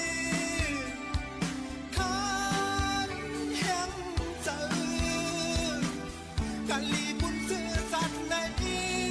ไว้เจอยาวๆกว่าเมื่อไรทุกอย่างกินก่อนแค่ตัวเย็นกันสิข้ามเอาอย่าปันเส้นตางห่วงเห็นอ่อนหามอย่าปล่อยภาวะแดดทุกเย็นอ่อนหนาวเขาเป็นกวนอันลืมจาน้ำเจอเย็นกองลังยานไกลลืมคือเจ้าเก่ากบนั้นเลยย้อนแทงแห้งเจอห้องความตอนเธอหมอสอนก็ยิ่งเอ่ย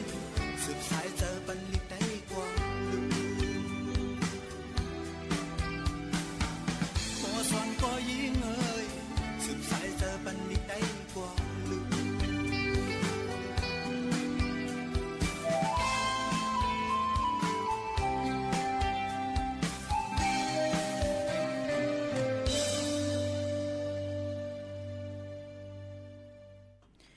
ค่ะยินจุ่มขอบใจถึงพี่น้องเขาปันคอตั้งหันถึงกันเขามาอำพอได้เป็นตั้ง TikTok และตั้ง Facebook ค่ะเนาะก็ยังว่าโหมองเจอจ้อมอันดีเป็นพี่เครื่องกลางจ้อมด่วนเลยคู่ปอกกับในเทๆค่ะเนี่ยค่ะยินจุ่มขอบใจเหมือนกันค่ะเนาะเผยขมค่ะมันเป็นนั่นขนาดนอเอาค่ะก็เพื่อนั้นอันเป็นลองดีอีหลูเตๆวาๆเนี่ยนั่นค่ะแต่เหลียวเนี่ยก็มีหลายๆฝ่ายที่เข้าด้วยถึงอยู่นั่นขนาดเนาะว่าตีเลยหลู่รวมด้วยถึงกันเจิ้งหือเลยรถยาปันเจิ้งหือตอนดัดได้ส่งคาบตัวมือปอกขึ้นตั้งเฮือนนั่นตาล้วนอันเซ็งสายจากนั่นเนี่ยก็เปิ้นก็เอากาคันอีหังมันนั่นขนาดเนาะก้อยกาจะเหลียวอยู่ในคักตอนที่กดเจ็ดด้วย DNA ว่าเป็นลูกเพล่างเพอกันอยู่ในพี่น้องเขาค่ะมาด้วยทางเลยค่ะพี่น้องเขาอยู่จ้อมกันตีในค่ะเนาะในสวทเก้งใหม่ AM 147กิโลเฮิรตซ์จ้อมกันตีในค่ะ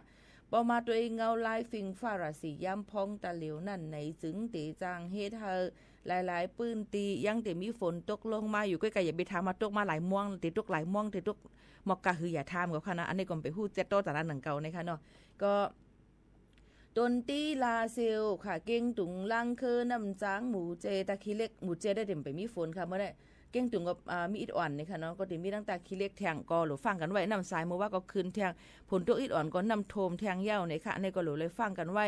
จอมนี่ค่ะยก็ปันแทงใจต่างๆได้เพียวๆปัดๆเฮ็ดอัญญานำโทมนั่นจอมค่ะในก็ตั้งเมืองไทยเป็นตั้งจอยเทียมกัน1หลังคาเฮือน1อิด1อีแต่พอเป็นตั้งหวานเฮาเมืองเฮาได้ก็หยับคันเจอเต้ๆนี่ค่ะเนาะพี่น้องเขาค่ะเที่ยงอันนึงนั่นในค่ะเนาะก็ได้มี มาโดยเที่ยงเลยค่ะซึกมันแต่เก็บเส้นสายหมายโหนับก้นเมืองตาดปังเลือกตั้งเที่ยงเยี่ยวค่ะพี่น้องเขาเมื่อวันที่1เดือน12แห่งไป24ตีสื่อข่าวเอยาวตีเตรียมออกไว้ว่า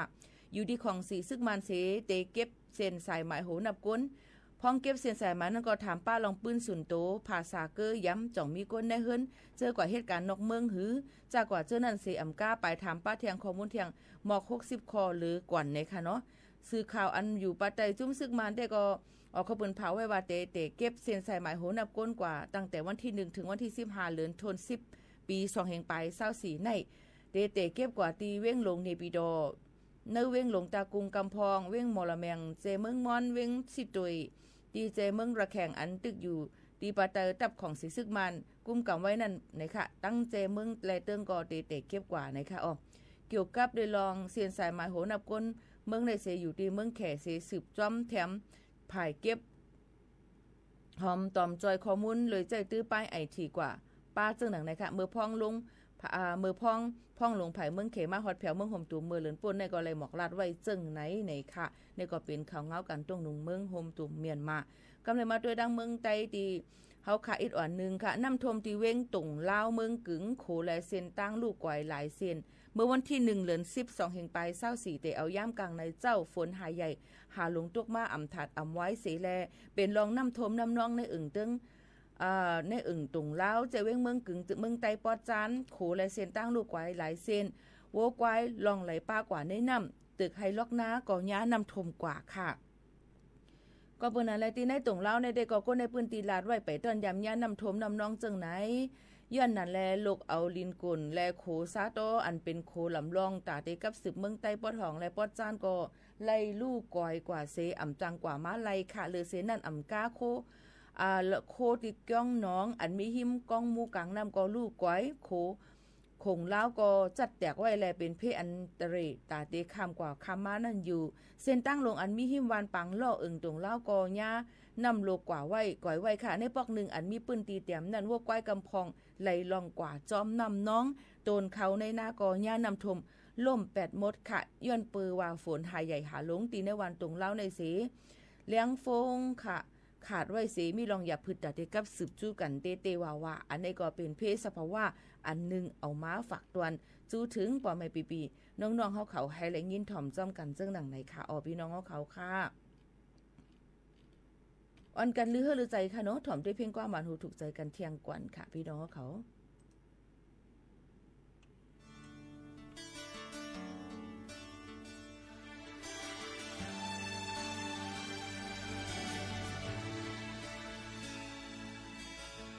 chung nhiều co ẩm trang bên sơ nhau nơ sa hoàn pi mưa hằn siêu ụp la lòng khơ có hắcวันเก่าท่านไฟหักเนอจะมาสายไปลามยาเหมือนแลบตีไปสู้หูอยู่แลsợ mực lưng ha ta hạ còn mơ mưa ban kho đỏ pi nắng hàng lép sơ mi đang hạc màng màปืนหายดังหลังมาเจอนั้นสายกันแนดมองกำในเหมือนอำหูเฮ็ดเจอก้นลืมตัว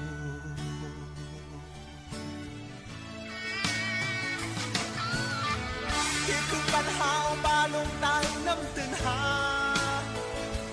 ใจย้อนถามตัวอยู่ก่อน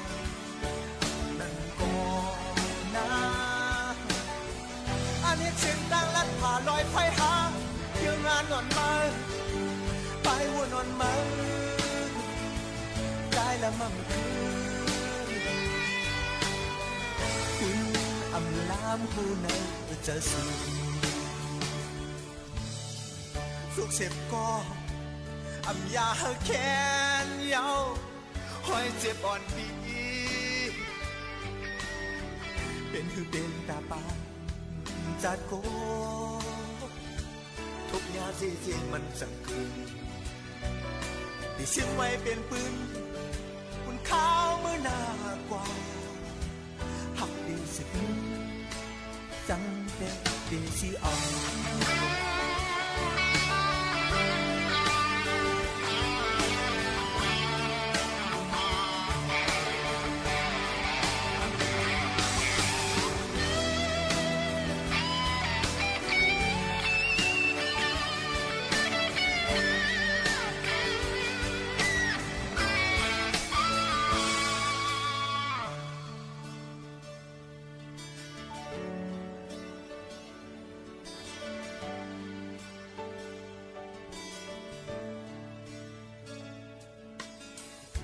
อยู่แลเสือมึกเลื่อมหาตั้งหักอ่อนมามือบันคงต่อปีนั่งหังแลบเสือมีตั้งหักมันมาปืนหายดังหลังมาเจอนั้นสายกันแดดมองกำในมือนำหูเห็นเจอก้นลืมโต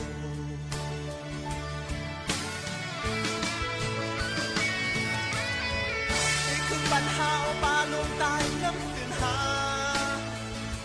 ใจย้อนถามตัวก่อนอับนั้นก่อนนะอันนี้เสียงต่างนั้นผ่านลอยไฟหาเยื้องอ่านอนมาไปวนนอนมา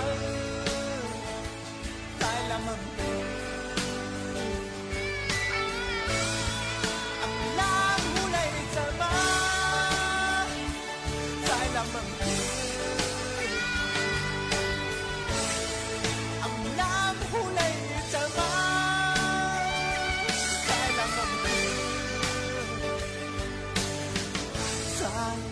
ล้ำขึ้นป้ายวนสู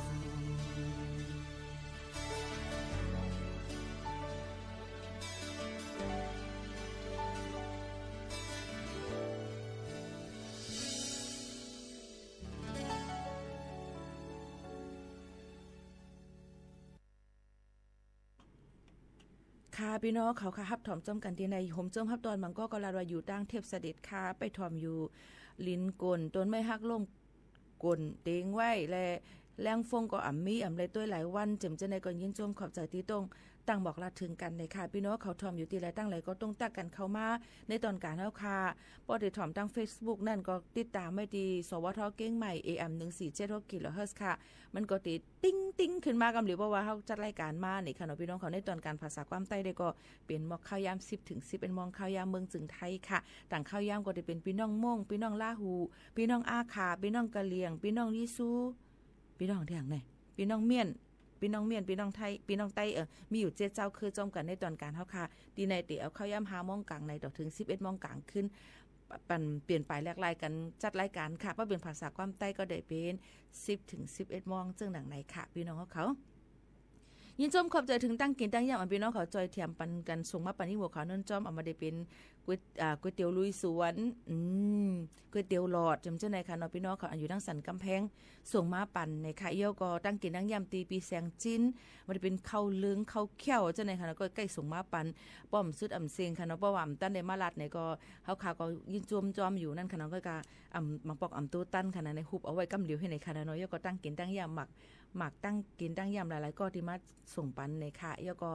เฮ็บพานค่ะเนาะเอามาปันเฮ็บต่อห้อยพี่น้องเขาดังเมืองง่ายปีไส้น้องส่งมาปันในค่ะก็ยินชมขอบใจอย่าน้ำใครกินสังก็พี่น้องเขาอันถอมนั่นในก็อยู่เคติอีหลูยิ่งหมู่เขาโน่นได้ส่งมาปันค่ะนี่หมู่เขาโน่นก็ยินชมขอบใจเต้ๆนั่นขนาดไหนเอาค่ะแต่เร็วก็หลูเลยฟังกันไว้ลองตั้งกินตั้งยำจอมพักเยอะนั่งเขียวก็กาขันขึ้นเนียนกาขันกาเนียนค่ะกาขันมันขึ้นปุ้งขึ้นสูงเนียนค่ะเนาะเฮาค่ะก็ถูกดีเลยตัวว่าเขาถูกดีเฮ็ดกินตั้งกินซื่อหือหนังหือตั้งกินวันเตป้ออ่ำกาขันมื้อหนังเฮา เขาเคยกินน่ะบางปองมาเคยกินอันนั้นมันเมียได้หือในค่ะก้อยกาบางปองมาเลยมากก็อย่าเฮ้ออย่ามอยอันไรเคยกินก็ซื้อกินเฮอันวังก็เตมีอยู่ก้อยกาซึ่งหือกอลีค่ะยุ่มยามาพี่น้องเขาเตมอแจกแมงปันเงินใจอันเดียวค่ะมีไว้นั่นสิคึงปองให้สั่งกว่ากูก็กูก้นเฮอเตรียมชนกันอยู่ค่ะเมื่อว่าในพูเลยเพอตื้อถีกันพวงร้านนี้หมูเขานุ่นอินุดก็ยินจมๆนั่นค่ะเนาะพี่น้องเขาค่ะก้อยกาเป็นเมื่อว่าได้เป็นวันอันที่อีหยังก็โลต้วยค่ะนะหุบกันหุบเรือนก็โลทรงค่ะเนาะขาวก็โลแต้มต้วยลองคำขายคำปลอมก็โลต้วยว่ามันกว่าถึงไหลเย่าไหนค่ะเนาะเย่าก็โลขึ้นกึ่งกลางมาเปลี่ยนมา12 โมงตีกิน12 โมงกินข้าวอยู่นั่นก็เฮามาเป็นเพศกึ่งกลางจอมเสียนต่างวิภาวดีหลวนห้องเฮียนกว่าแอลเลยเรียบเฮียนด้วยในเฮามาในเป็นหลวนก็เล็กๆเฮามาในเที่ยงเจอในอำลีเซอิดเมื่อวานเลยค่ะนะนั่นเอาค่ะก็ติดตามตัวอยู่ยก็เมืองเฮาค่ะก็เป็นพี่ใหญ่หลวงค่ะเนาะเมืองหนังดังเบียงนำคำตะเหลวนั่นเนี่ยก็มีก้นไก่เหยียบหญ้าจากหมากเป็นก้นใจนะมีอายุปอก40 ปีค่ะจื้อสังได้ก็อำไปฮู้ไลนั่นค่ะไก่เหยียบหญ้าเสนั่นค่ะเนาะเป็นรองใหญ่หลวงเอากว่ายอดยาไว้ที่ห้องยาเวียงนำคำในนั่นค่ะก็เปิ้นนั้นหลายกว่ามาไปซึ่งคือก็ให้รถเพ่กันกูก็ค่ะพี่น้องเขานั่นค่ะเนาะก็มาฝากเตือนตัวถึงพี่น้องเขาจึงหนังในค่ะเนาะเอาค่ะสืบลือเฮลือใจถ่อมด้วยแทงเพียงความหวานหูถูกใจกันก่อนค่ะพี่น้องเขาค่ะเพียงความหวานหูถูกใจในเป็นเพียงความไปมืดก็ขย้อนหักอันย้อนกันเข้ามาสืบถ่อมค่ะ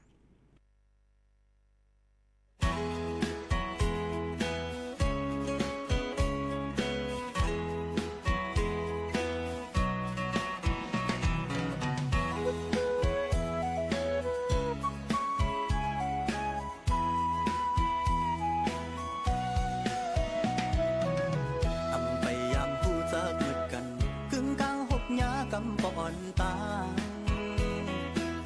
เลิกไล่โทบกันมือปีไล่โต้ยหันสาวห่างเรานางห่างลีอ่อนสูไปป่ายกบ่ห่างเลี้ยวทิ้งมือซ้ายปีไล่มาหกหญ้าต่อสู่นาสายตาส่องเส้นตุ้มเตือกันพ้องยามน้องขึ้นตัวอยากว่ายมาผู้เจอก็ต้องย้อนสิ่งลังเกโอกเยาเอาพี่เมาตั้งห่างลีอ่อนสูอันนั่งน้องยุ่งในนั้นตุกตาสายปีและมีตั้งเสื้อหน้านาก้อยกาว่ายามเลี้ยวไหนยังไปหูจักมือคือกันย้อนเปิดในเสื้ออยู่ก็เสื้ออำยิ้มก็ป้าเป็นกำเคยลัดเธอนางน้องหูถึงอยู่หลองกินกับเนยเจอสั่งเป็นเลยเคยย้อนหักสู่ตอนปนลองตั้งมืดคือกว่ากางใจสู่นางน้องตีลัดว่าเจิงหือหลอมหลักมองยิ้มความขอตอบสู่ส่งตีหันเลยกุนเหมือนพี่ส่งตีพร้อมเลยเคยย้อนตั้งหักอ่อนสู่นา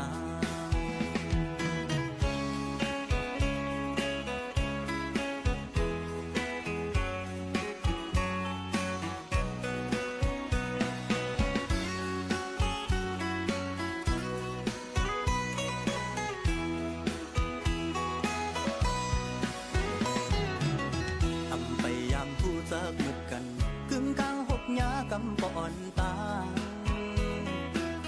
เลิกไล่โทบกันมือปีไล่โต้ยหันสาวห่างเรานางห่างมีอ่อนสูไปป่ายุบบ่ห่างเลี้ยวทิ้งมือซ้ายปีไล่มาหกหญ้าต่อสู่นาสายตาส่องเส้นตุ้มเตือกันพ้องยามน้องขึ้นตัวอยากว่ายมาผู้เจอก็ต้องย้อนสิ่งลังเกโอกเยาเอาพี่เมาตั้งห่างลีอ่อนสูอันนั่งน้องยุ่งในนั้นตุกตาสายปีและมีตั้งเสื้อหน้านางก้อยกาว่ายามเลี้ยวไหนยังไปหูจักมือคือกันย้อนเปิดในเสื้ออยู่ก็เสื้ออำยิ้มก็ป้าเป็นกำเคยลัดเธอนางน้องหูถึงอยู่หลองกินกับเนยเจอสั่งเป็นเลยเคยย้อนหักสู่ต พ้นลองตั้งมืดคือกว่ากังใจสู่นางน้องที่ลัดว่าเจิงหือหลอมหลักมองยินความพอตดสู่สองตีหักเลยกลเหมือนพี่สองตีพร้อมเลยขย้อนตั้งหักวันสู่นาง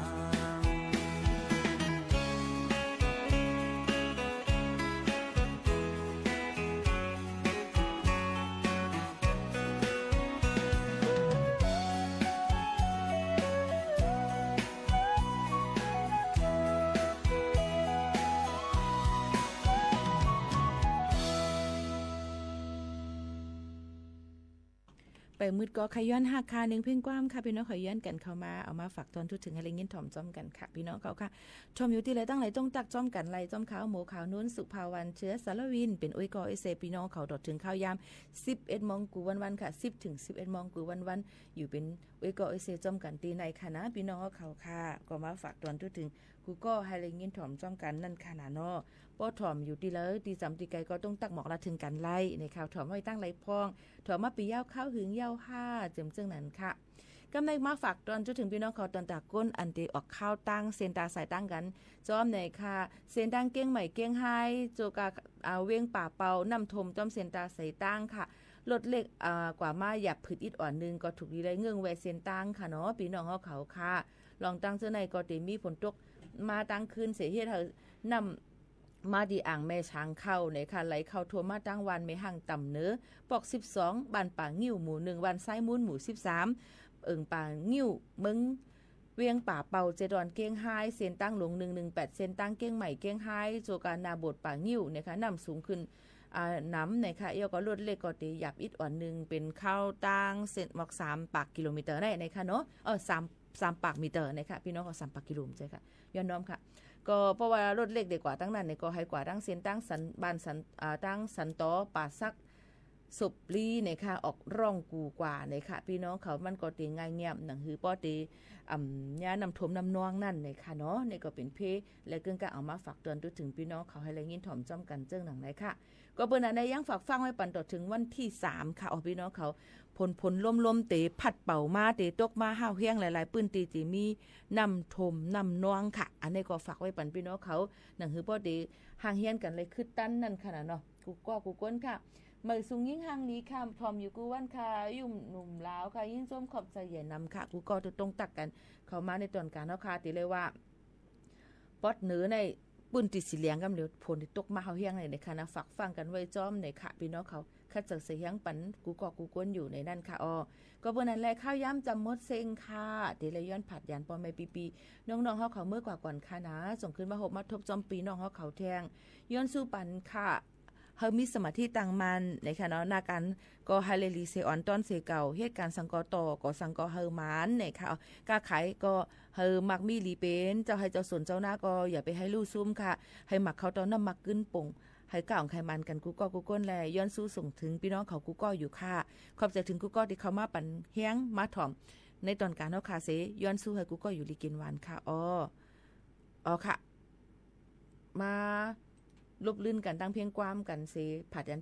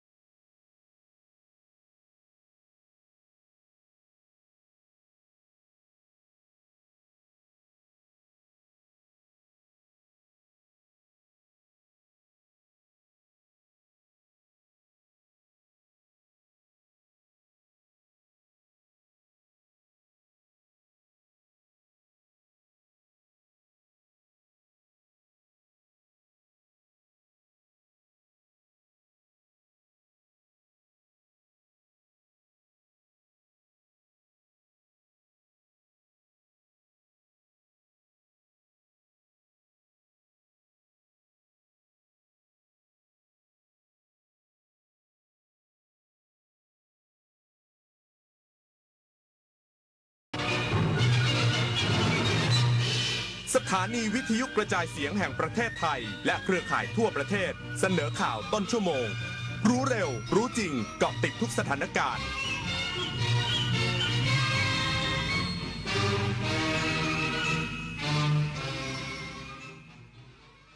รับฟังข่าวต้นชั่วโมง 23 นาฬิกากับผมบุญมาศรีมาศครับ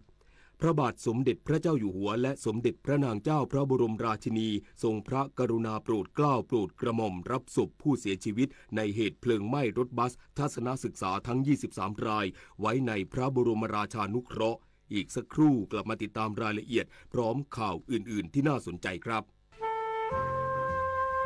โครงการพัฒนาระบบกสิกรรมด้วยศาสตร์พระราชาช่วยส่งเสริมอาชีพให้เกษตรกรโดยรวมกลุ่มเพื่อช่วยเหลือตนเองและช่วยเหลือซึ่งกันและกันให้มีความเป็นอยู่ที่ดีสร้างความเข้มแข็งในระดับชุมชนแต่ละพื้นที่อย่างเหมาะสมต่อเนื่องสู่การพัฒนาที่ยั่งยืนเพื่อให้เกษตรกรสามารถดำเนินชีวิตได้อย่างมั่นคงด้วยหลักเศรษฐกิจพอเพียงศาสตร์พระราชาปวงประชาเปี่ยมสุขไม่มีฟันกินอะไรก็ไม่อร่อยกระแสพระราชดำรัสพระบาทสมเด็จพระบรมชนกาธิเบศรมหาภูมิพลอดุลยเดชมหาราชบรมนาถบพิตรก่อให้เกิดโครงการรากฟันเทียมพระราชทานจากน้ำพระราชฤทัยที่ทรงห่วงใยราษฎรผู้สูญเสียฟันแต่ขาดโอกาสในการรักษาให้กลับมามีสุขภาพช่องปากที่ดีมีรอยยิ้มที่สดใสกินข้าวได้อร่อยรากฟันเทียมความสุขพระราชทานบุญมาเจอกระเป๋าสตางค์ตกอยู่ในโรงเรียนมีเงินอยู่หลายพันบาทจึงรีบไปแจ้งคุณครูและประกาศตามหาเจ้าของจนเจอเพราะบุญมามีความซื่อสัตย์สุจริตมานีตั้งใจเรียนรักษาความสะอาดทั้งที่บ้านและที่โรงเรียนคอยช่วยเหลือเพื่อนและคุณครูเมื่อกลับบ้านก็ช่วยเหลืองานพ่อแม่เพราะมานีมีความรับผิดชอบและมีน้ำใจร่วมกันส่งเสริมและสร้างเด็กดีเพื่ออนาคตประเทศไทยกรมประชาสัมพันธ์ร่วมกับสภากาชาดไทยเชิญชวนบริจาคสิ่งของช่วยเหลือผู้ประสบภัยน้ำท่วมบริจาคได้ที่อาคารปฏิบัติการหลังใหม่ถนนวิภาวดีรังสิตสภากาชาดไทยและสำนักงานเหล่ากาชาดทุกจังหวัดหรือโอนเข้าบัญชีสภากาชาดไทยเพื่อภัยพิบัติธนาคารไทยพาณิชย์เลขที่045-3-04637-0โทร092-246-9633พระบาทสมเด็จพระเจ้าอยู่หัวและสมเด็จพระนางเจ้าพระบรมราชินีทรงพระกรุณาโปรดเกล้าโปรดกระหม่อมรับผู้เสียชีวิตทั้ง 23 รายไว้ในพระบรมราชานุเคราะห์โดยจะจัดงานภายในโรงเรียนเขาพระยาสังฆารามจังหวัดอุทัยธานีตั้งศพสวดพระอภิธรรมเป็นเวลา 5 คืนและจัดพิธีพระราชทานเพลิงศพในวันที่ 6 ของการจัดงานสำหรับการช่วยเหลือเยียวยาหลายหน่วยงานที่เกี่ยวข้องจะมีการเร่งดำเนินการให้เร็วที่สุดที่ประชุมคณะรัฐมนตรีเตรียมทบทวนการจ่ายเงินเยียวยาช่วยเหลือผู้ประสบอุทกภัยแบบเหมาจ่ายอัตราเดียวครัวเรือนละ 9,000 บาทซึ่งขณะนี้ปภ.ได้ยื่นขอให้คณะรัฐมนตรีทบทวนให้กรณีที่อยู่อาศัยประจำอยู่ในพื้นที่น้ำท่วมดินถล่มน้ำท่วมฉับพลันน้ำป่าไหลหลากน้ำล้นตลิ่งไม่เกิน7 วันและทรัพย์สินได้รับความเสียหายหรือที่อยู่อาศัยประจำถูกน้ำท่วมขังติดต่อกันเกินกว่า7 วันสำหรับกรณีผู้ประสบภัยที่ได้รับความช่วยเหลือตามมติคณะรัฐมนตรีเดิมไปแล้วให้ช่วยเหลือเพิ่มเติมอีกทั้งนี้ต้องไม่เกิน 9,000 บาทรักษาการในตำแหน่งผู้ว่าราชการจังหวัดเชียงรายติดตามสถานการณ์น้ำท่วมในพื้นที่จังหวัดเชียงรายพร้อมสั่งการให้ศูนย์ป้องกันและบรรเทาสาธารณภัยเขต 15 เชียงรายปภ.จังหวัดเชียงรายและโครงการชลประทานเชียงรายเตรียมติดตั้งเครื่องสูบน้ำแรงดันสูงระยะไกลเพื่อสูบน้ำที่ท่วมขังลงสู่แม่น้ำกก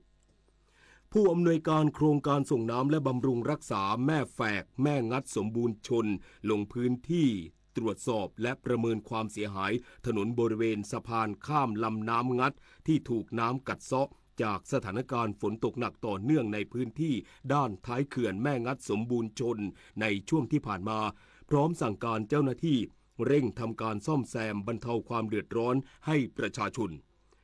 รองผู้ว่าราชการจังหวัดพิษณุโลกประชุมติดตามสถานการณ์น้ำและการให้ความช่วยเหลือทั้ง9 อำเภอ สำหรับสถานการณ์ในพื้นที่จังหวัดพิษณุโลกยังคงมีพื้นที่ที่ได้รับผลกระทบจากสถานการณ์น้ำล้นตลิ่งและท่วมขังในพื้นที่ทุ่งบางระกำปัจจุบันระดับน้ำพ้นระดับวิกฤตคาดระดับน้ำและปริมาณฝนมีแนวโน้มลดลงอย่างต่อเนื่องผู้ว่าราชการจังหวัดนราธิวาสกำชับทั้ง13อำเภอในพื้นที่บูรณาการองค์กรปกครองส่วนท้องถิ่นเตรียมรับมืออุทกภัยที่อาจเกิดขึ้นจากสถานการณ์ฝนตกหนักถึงหนักมากพร้อมขอให้ประชาชนติดตามข่าวสารการแจ้งเตือนภัยจากหน่วยงานราชการอย่างใกล้ชิด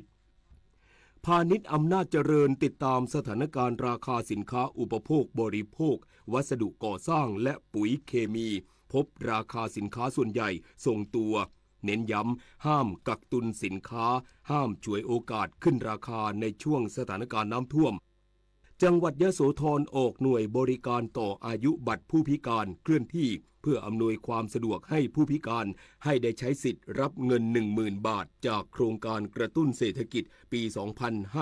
2567 โดยในวันพรุ่งนี้ในช่วงเช้าจะออกหน่วยบริการณหอประชุมโรงเรียนฟ้าหยาดราชนิยมและช่วงบ่ายณโรงเรียนคำเขื่อนแก้วชนูปถัมภ์นอกจากนี้ผู้พิการยังสามารถต่ออายุบัตรผู้พิการได้ที่สำนักงานพัฒนาสังคมและความมั่นคงของมนุษย์จังหวัดยโสธรในวันและเวลาราชการเช้าวันนี้ประชาชนชาวสงขลาร่วมสืบสารประเพณีวันศาสตร์เดือน10หรือทำบุญส่งตายายโดยมีประชาชนทุกเพศทุกวัยนำปิ่นโตอาหารคาวและขนมศาสตร์เดือน10อาทิขนมลาขนมพองขนมเจาะหูขนมต้มจัดทำเป็นหรับหรือสำรับมาร่วมบุญวันศาสตร์เดือน10อุทิศส่วนบุญส่วนกุศลให้บรรพบุรุษผู้ล่วงลับไปแล้วเพื่อร่วมสืบสารประเพณีอันดีงามให้คงอยู่สืบไปจบข่าวบุญมาศรีมาศอ่านรับฟังข่าวต้นชั่วโมงครั้งต่อไปเวลา 6 นาฬิกาติดตามข่าวที่นำเสนอไปแล้วได้ที่ www.thainews.prd.go.th